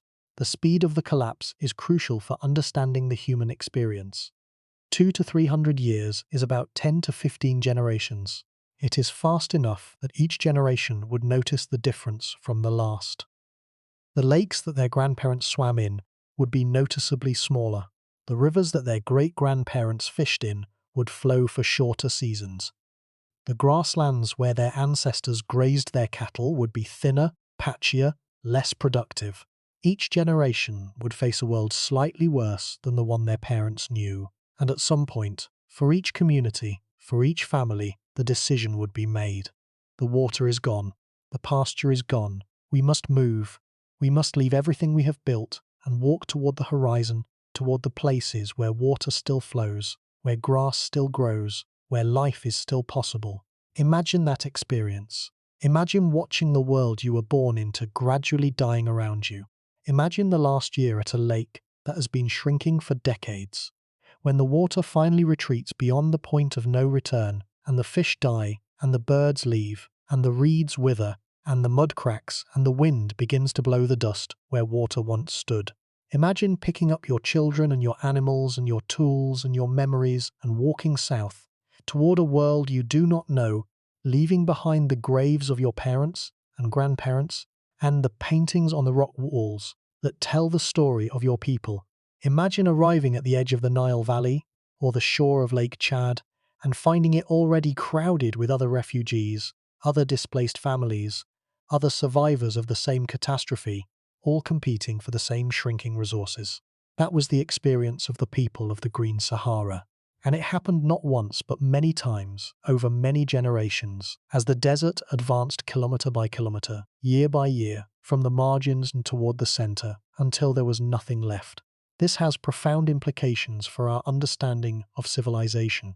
The conventional narrative tells us that civilization began in the Nile Valley, in Mesopotamia, in the Indus Valley, in China.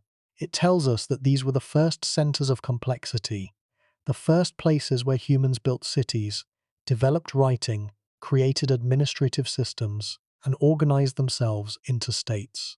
But the evidence from the Sahara suggests that this narrative may have the story backwards. The civilizations of the Nile Valley and the Sahel did not arise in isolation. They arose in the context of a massive population displacement caused by the desiccation of the Sahara. The people who built the first Egyptian settlements in the Nile Valley may have been refugees from the drying Sahara, bringing with them the cultural practices, the technological knowledge, and the social organization that they had developed over millennia in the green interior. The evidence for this connection is growing. Cattle bones from pre-dynastic Egyptian sites show genetic and morphological affinities, with cattle remains from Saharan sites, suggesting a common origin.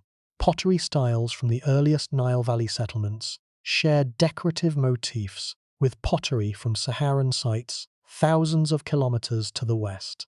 The earliest evidence of social stratification in the Nile Valley, the appearance of differential burial goods indicating differences in wealth and status, coincides chronologically with the period of most intense Saharan desiccation, suggesting that the influx of displaced populations from the desert may have accelerated the processes of social differentiation and political centralization that ultimately led to the formation of the Egyptian state. The evidence from the Badarian culture, one of the earliest known pre-dynastic cultures of the Nile Valley, is particularly suggestive.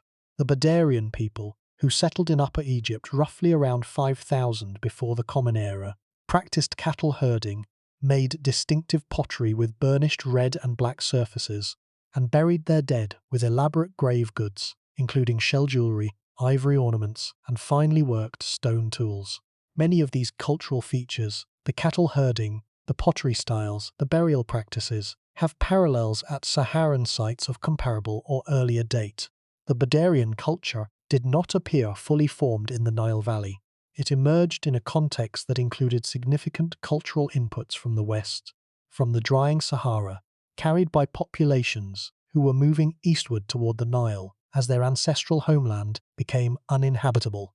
The same pattern is visible in the Naqada culture, which succeeded the Badarian in Upper Egypt, and which is generally regarded as the immediate precursor of dynastic Egyptian civilization. The Naqada people developed increasingly complex social organization, including the first evidence of chiefdoms and proto-states in the Nile Valley. Their material culture shows both continuity with earlier Saharan traditions and rapid innovation in response to the challenges of the Nile Valley environment. The argument is not that the Naqada culture was a transplanted Saharan culture. It was something new, a synthesis of Saharan and Nilotic elements that produced something that neither had been alone. But the Saharan contribution, the cattle, the pottery, the people, the ideas, was essential. Without it, the particular trajectory that led to the unification of Egypt under the first pharaohs might never have occurred. Let that sink in. The civilization of ancient Egypt, one of the most admired and studied civilizations in human history, may owe its origins, at least in part, to a climate catastrophe that destroyed an older, larger, and perhaps equally complex world in the Sahara. Egypt may not be where civilization began. It may be where civilization went when the Sahara died. This is not science fiction. This is a hypothesis that is supported by multiple lines of evidence, including archaeological, genetic, linguistic, and climatological data, and that is taken seriously by a growing number of researchers in the relevant disciplines. The hypothesis does not claim that Egyptian civilization was created by Saharan refugees. It claims something more nuanced and more interesting, that the cultural and demographic inputs from the drying Sahara were one of the factors, perhaps one of the most important factors, that shaped the emergence of complexity in the Nile Valley. That the story of Egyptian origins cannot be told without reference to the Green Sahara, and that the conventional narrative, which treats the Nile Valley as the starting point of the story, rather than as one chapter in a longer tale, is fundamentally incomplete. The linguistic evidence adds another dimension.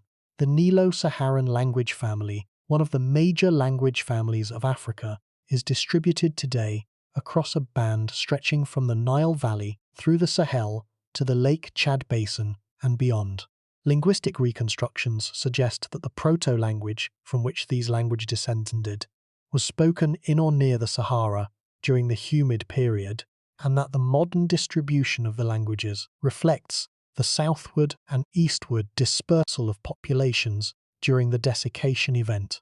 Similarly, the Afroasiatic language family, which includes ancient Egyptian, Berber, Chadic, and Semitic languages, may have originated in or near the Sahara and dispersed in multiple directions as the desert expanded. If these linguistic reconstructions are correct, the Sahara was not just a region of cultural and biological diversity during the humid period. It was also a region of linguistic diversity, a place where multiple language families were spoken, evolving, and diversifying over thousands of years. The modern linguistic map of Africa, with its extraordinary complexity and diversity, may be in part a legacy of the Green Sahara, a fossilized record of the movements and interactions of populations that were scattered from their homeland by the advancing desert. The genetic evidence is equally suggestive. Studies of ancient DNA from human remains at Saharan and North African sites, and studies of the genetic diversity of modern populations across the region, reveal patterns of gene flow and population admixture that are consistent with large-scale population movements from the Sahara to the margins during the desiccation event. The genetic signatures of these movements are still visible in modern populations. The people of the Green Sahara are not gone. Their descendants are everywhere. The implications extend beyond the question of origins. The desiccation of the Sahara was not merely a regional climate event. It was a continental-scale transformation that reorganized the geography of human settlement across the entire African continent. Populations that had been spread across 9 million square kilometers of green Sahara were compressed into the narrow habitable zones at the desert margins, the Nile Valley, the Mediterranean coast, the Sahel, the Niger Bend, the Lake Chad Basin. This compression brought different groups into contact, competition, and conflict. It concentrated resources and populations in ways that may have accelerated social differentiation, political centralization, and technological innovation. It created the demographic conditions from which complex hierarchical state-level societies would eventually emerge. The Saharan dispersal hypothesis, as some researchers have called it, does not claim that civilization was caused by the desiccation of the Sahara. It claims that the desiccation was one of the most important factors that shaped the conditions from which civilization emerged. Without the displacement of Saharan populations, the Nile Valley might have remained a sparsely populated floodplain for centuries or millennia longer. Without the cultural and technological inputs from the Sahara, the particular forms of Egyptian civilization, its cattle cults, its artistic traditions, its social structures, might have developed differently or not at all. The Green Sahara did not create Egypt, but it contributed to the conditions, the people, and the cultural raw materials from which Egypt was made. The same logic applies to West Africa. The agricultural systems of the Sahel, based on millet, sorghum, and cowpea, may have been developed by Saharan populations who were experimenting with plant management during the humid period and who carried their knowledge southward when the desert expanded.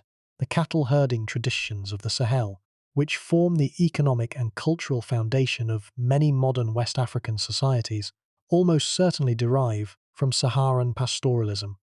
The ironworking traditions of West Africa, which appear with remarkable sophistication in the first millennium before the Common Era, may have roots in earlier metallurgical traditions that have not yet been identified in the Saharan archaeological record.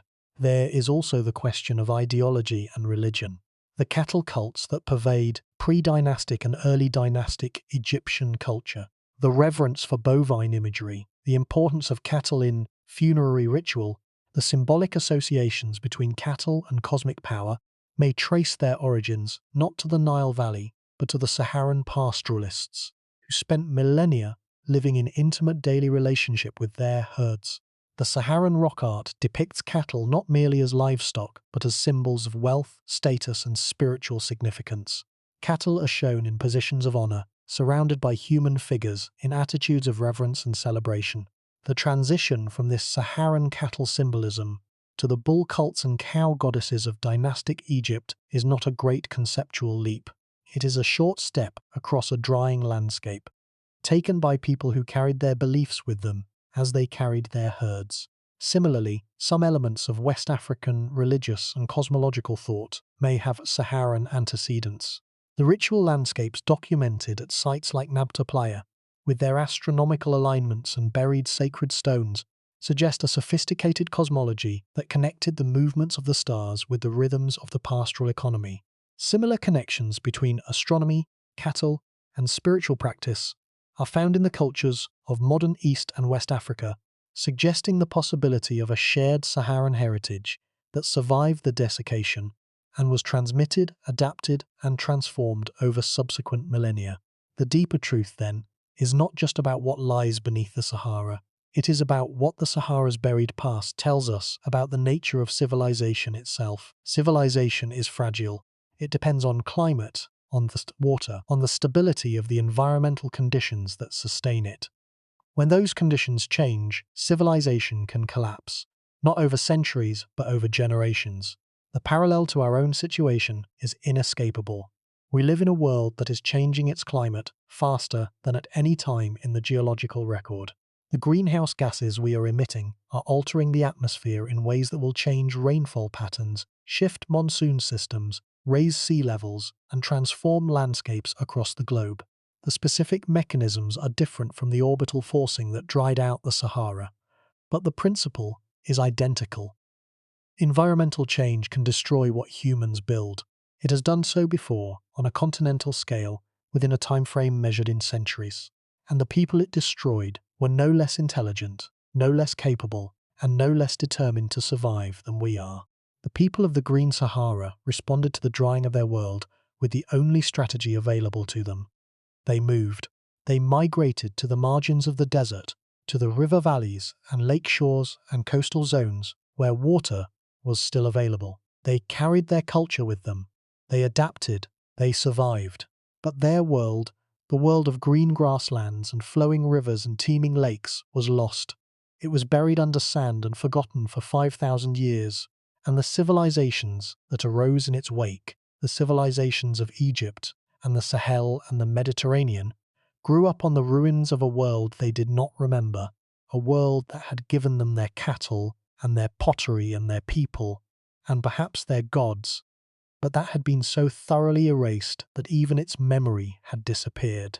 There is a haunting parallel here with the concept of civilizational amnesia.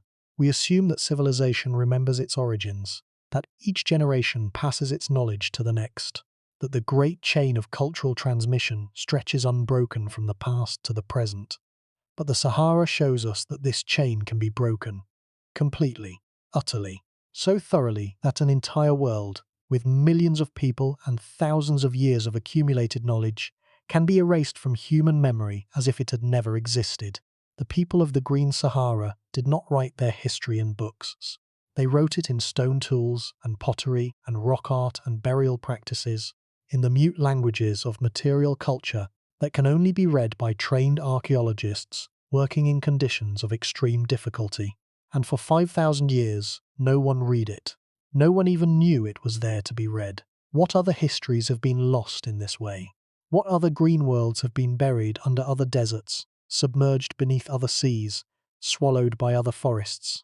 The Sahara is the example we know about, because the evidence is so dramatic, and the technology to detect it is so powerful.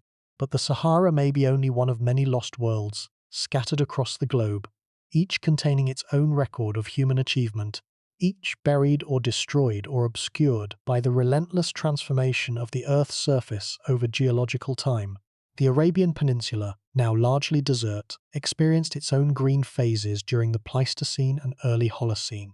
Recent archaeological surveys in Saudi Arabia, Oman, and the United Arab Emirates have revealed stone tool assemblages and lakeside settlements, suggesting that the Arabian Desert, like the Sahara, was once populated by complex human communities that were subsequently displaced by desiccation. The Thar Desert of northwestern India and Pakistan, the Gobi Desert of Mongolia and China, and the interior deserts of Australia all experienced wetter conditions in the past, and may conceal similar evidence of lost populations and forgotten worlds. The lesson of the Sahara is not just about Africa. It is about the fragility of human habitation everywhere, on a planet whose climate is constantly changing. The Sahara also teaches us something about the bias in our knowledge. The civilizations we know best are the ones that built with stone and wrote on durable materials. Egypt, Mesopotamia, Greece, Rome. These civilizations left behind temples, pyramids, inscriptions on stone, and texts on fired clay tablets that have survived for millennia. They are the stars of the historical narrative. But they are not necessarily the most important civilizations that existed. They are the most durable, the most visible, the most easily studied. The civilizations of the Green Sahara, built with organic materials, mud brick and wood and hide and fiber, materials that decay and disappear within centuries. They wrote their stories in rock art and burial practices and pottery decoration, not in alphabets on papyrus or clay. And because their materials were perishable, their achievements are largely invisible. The historical record does not reflect what happened. It reflects what survived. And what survived is a biased, distorted, incomplete sample of what once existed. What does the buried Sahara mean for us? What does it change about the way we understand ourselves, our past, and our future? On one level, it changes the map of human history that we carry in our heads, the one with Mesopotamia and Egypt and the Indus Valley as the bright centers and everything else as periphery or darkness, is wrong. It is incomplete. It is missing the Sahara, which for 6,000 years was not a blank space but a populated, complex, culturally rich landscape as large as the continental United States. Adding the Sahara to the map changes everything. It changes the geography of innovation. It changes the routes of cultural transmission. It changes the timeline of key developments like cattle domestication and ceramic technology. It changes the population dynamics that shape the emergence of the historical civilizations we know. It changes the story. On a deeper level, it changes our understanding of what civilization is. We tend to think of civilization as permanent, or at least as persistent. We think of it as a ratchet, something that, once achieved, is maintained and built upon by successive generations. The Sahara shows us that this is an illusion. Civilization can be unmade, not by war, not by revolution, not by the collapse of institutions, but by the simple withdrawal of the environmental conditions that sustain it. The people of the Green Sahara were not less intelligent than we are. They were not less resourceful. They were not less capable of innovation and adaptation. They were every bit as human, every bit as creative, every bit as determined to survive and flourish as any population on Earth today, and their world was destroyed by climate change that they could neither predict nor prevent. There is a philosophical pause required here. We live in a world that values progress, that measures success by growth, by expansion, by the accumulation of knowledge and wealth and technological capacity. The story of the Green Sahara suggests a different metric. The people of the Green Sahara did not fail because they did not progress fast enough. They failed, if fail is even the right word, because the Earth changed. Because the orbital parameters that controlled the monsoon shifted as they shift on a predictable cycle, and the rains that sustain their world retreated southward. Their failure was not a failure of human capacity. It was a failure of luck, a failure of timing, a failure of being alive in the wrong part of a 20,000-year cycle. And yet they were not entirely erased. Their genes survive in the populations of North Africa, the Nile Valley, and the Sahel. Their cultural practices, carried by refugees to the margins of the desert, shaped the civilizations that subsequently arose in those regions. Their cattle, their pottery, their agricultural knowledge, their social organization, all of these survived in modified forms in the communities that absorbed the displaced Saharan populations. The Green Sahara did not disappear without a trace. It disappeared beneath the sand, but its legacy continued, transmitted through the bodies and the practices and the memories of the people who survived. There is a second philosophical dimension that deserves reflection. The buried Sahara reminds us of the incompleteness of the historical record. We think we know the history of human civilization. We have textbooks and timelines and archaeological databases that organize the known past into neat categories and sequences. But the Sahara demonstrates that our knowledge is radically incomplete. An entire world, 9 million square kilometers of inhabited landscape, 6,000 years of human history, has been almost entirely unknown until the past few decades. What else are we missing? What other lost worlds lie beneath other deserts, beneath other seas, beneath other landscapes that have been transformed beyond recognition by climate change, sea level rise, tectonic activity, or the simple passage of time? The answer, almost certainly, is many.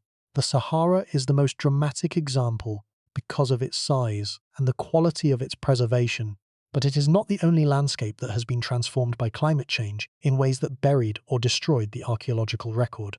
Every ice age lowered sea levels by more than 100 meters, exposing vast stretches of continental shelf that were subsequently inhabited by human populations. When the ice melted and the seas rose, those populations and their settlements were submerged beneath meters of salt water.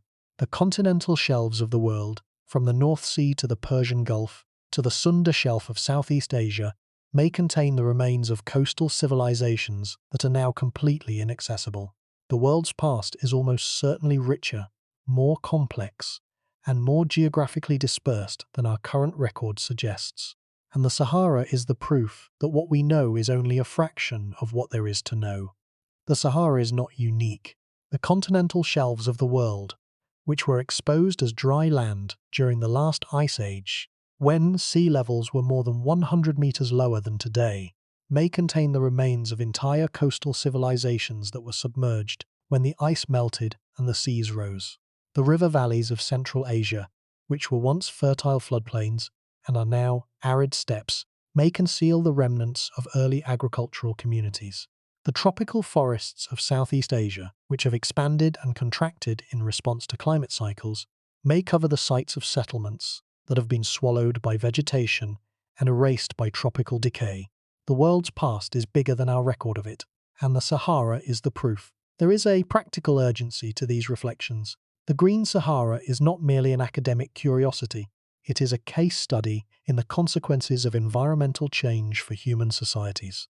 Understanding how the people of the Green Sahara responded to the desiccation of their world, how they adapted, how they migrated, how they carried their knowledge and their culture to new environments, and how the receiving communities integrated or resisted the influx of displaced populations, is directly relevant to the challenges that climate change will pose to human societies in the coming decades and centuries. Climate refugees are not a future phenomenon, they are a historical reality.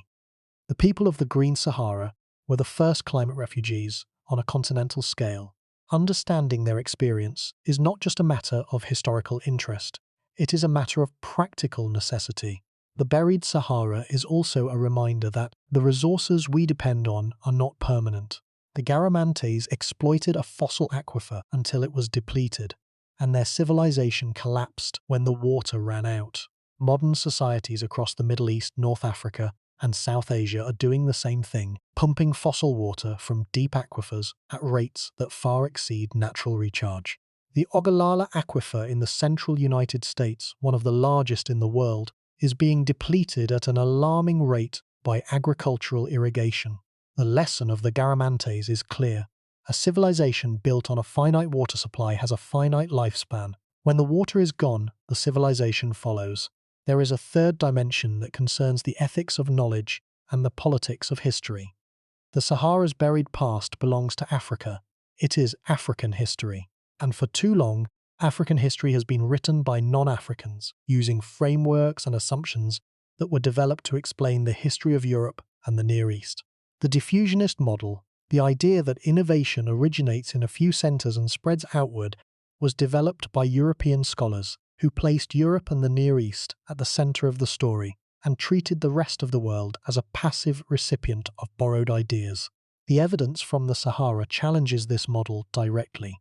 It shows that Africa was not a passive recipient but an active innovator, that the people of the Green Sahara developed pottery, domesticated cattle, and created complex social organizations independently, without borrowing from any external source. This has implications that go beyond academic debate. The way we tell the story of civilization shapes the way we understand ourselves. If the story begins in Mesopotamia and Egypt, with Africa as a peripheral afterthought, then Africa's contributions to human development are minimized, and its peoples are implicitly ranked as followers rather than leaders. If the story begins, or at least includes, the Green Sahara as an independent center of innovation, then Africa's role in human history is fundamentally different. It is central, not peripheral. It is foundational, not derivative. It is the beginning of the story, not a chapter that can be skipped. There is a fourth dimension that connects the buried Sahara to our present moment. We live in an age of climate change.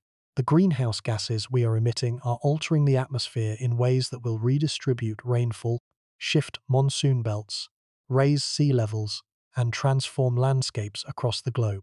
The specific mechanisms are different from the orbital forcing that dried the Sahara.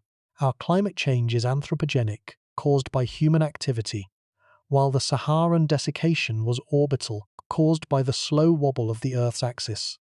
But the consequences may be comparable. Regions that are currently productive and inhabited may become uninhabitable within centuries. Populations may be displaced on a scale comparable to the Saharan dispersal, and the civilizations that depend on the current climate may find, as the people of the Green Sahara found, that the environmental conditions that sustain them are not permanent features of the world, but temporary gifts that can be withdrawn. The Sahara teaches us that climate change is not a future threat. It is a historical reality. It has happened before, on a continental scale, with consequences that reshaped the course of human history. The people of the Green Sahara could not prevent the desiccation of their world because it was driven by forces beyond their control. We, by contrast, are the agents of our own climate change. We have the ability, at least in principle, to prevent the worst consequences. But whether we will exercise that abilities is a question that the Sahara's silent, sand-covered past makes more urgent with every passing year. What scientists discovered when they looked more closely was worse than anyone expected. Not because the evidence was shocking in itself, but because the scale of what has been lost, the scale of the buried world, the scale of the vanished civilization, the scale of the archaeological destruction that is occurring right now as sites are eroded, looted, and forgotten, reveals a gap in our knowledge of the human past that may never be filled. We are not just missing a few sites, we are missing an entire world. And that world, the green heart of Africa, the cradle of innovations that shaped civilizations across the continent, is being lost for the second time, not to climate change, but to the indifference and inattention of those who have the power to save it. Beneath the sand, there is a world. It is not a small world. It stretches from the Atlantic to the Red Sea, from the Atlas Mountains to the Sahel. It encompasses an area larger than most continents. It endured for 6,000 years, longer than the span from the building of the Great Pyramid to the present day. And it was home to millions of people who lived, worked, loved, created, worshipped, died, and were buried in a landscape that is now so inhospitable that human survival in it is measured in hours without water, not in generations without hardship. We know this world exists because the evidence is irrefutable. The satellite radar has mapped the Berry rivers. The drill cores have tapped the ancient water. The archaeologists have excavated the cemeteries and the settlements. The rock art has shown us the faces of the people and the animals they lived among. The pottery and the bones and the stone tools have told us what they ate, what they made, what they valued. The evidence is there. It is real. It is growing with every new survey, every new excavation, every new analysis of satellite data and sediment cores and ancient DNA. But we do not yet understand this world. We have fragments, pieces, scraps of evidence scattered across 9 million square kilometers of hostile desert, emerging from the sand as the dunes shift and the wind scours and the climate continues to change. We have interpretations and hypotheses and educated guesses, but we do not have a coherent narrative. We do not know the names of the cultures that inhabited the Green Sahara. We do not know their languages. We do not know their religions, their political systems, their social structures, their relationships with one another, their stories about themselves. We know they existed. We know they were complex. We know they were innovative. And we know they were destroyed, not by any human agency, but by the slow, impersonal, inexorable shift of the Earth's axis that pulled the monsoons southward and turned their green world into the largest desert on Earth. The story of the Green Sahara is a story about loss, about the fragility of everything that humans build and the permanence of the forces that can undo it, about the limits of human memory and the capacity of the Earth to forget. But it is also a story about resilience, about the ability of people to adapt, to migrate, to carry their knowledge and their culture with them to new lands, to start over when everything they knew has been taken from them. The people of the Green Sahara did not vanish. They scattered. They carried their cattle to the Nile. They carried their pottery to the Sahel. They carried their knowledge of the stars to Nabta, Playa, and perhaps beyond. They are the ancestors of civilizations that we celebrate and study and try to understand. And their own civilization, the one they built in the green heart of Africa, lies beneath the sand, waiting to be discovered. We stand at the beginning of that discovery. The satellite images have shown us where to look. The field surveys have confirmed that the evidence is there. The analytical tools, DNA extraction, isotopic analysis, radiocarbon dating, ground-penetrating radar, three-dimensional photogrammetry are more powerful than ever, and the questions are more urgent than ever. Because the Sahara is not finished changing. The climate that turned the Green Sahara into a desert is still oscillating, still responding to the same orbital cycles that have governed it for millions of years. In roughly 15,000 years, according to current paleoclimatic models, The monsoon will shift northward again, and the Sahara will begin to turn green once more. The lakes will refill, the rivers will flow, the grasslands will return, and the buried past will be exposed, not by archaeologists but by water, the same water that created it in the first place. But we do not have 15,000 years to wait. The evidence is being destroyed now. By erosion, by mining, by conflict, by neglect. Every year that passes without systematic survey and excavation is a year in which irreplaceable evidence is lost. The bones weather to powder. The pottery shatters. The rock art flakes away. The sand shifts and covers what was briefly exposed, burying it again, perhaps forever. The urgency is real. The need is now. The tools exist. Satellite radar can map the buried rivers and lake basins from orbit. Ground-penetrating radar can image the shallow subsurface without disturbing the surface deposits. Ancient DNA analysis can extract genetic information from bone fragments thousands of years old. Radiocarbon dating can place sites in time with a precision of decades. Isotopic analysis can reveal what people ate, where they lived, and how far they traveled. Three-dimensional photogrammetry can capture the details of rock art before it is lost to erosion. The tools are there. The technology is ready.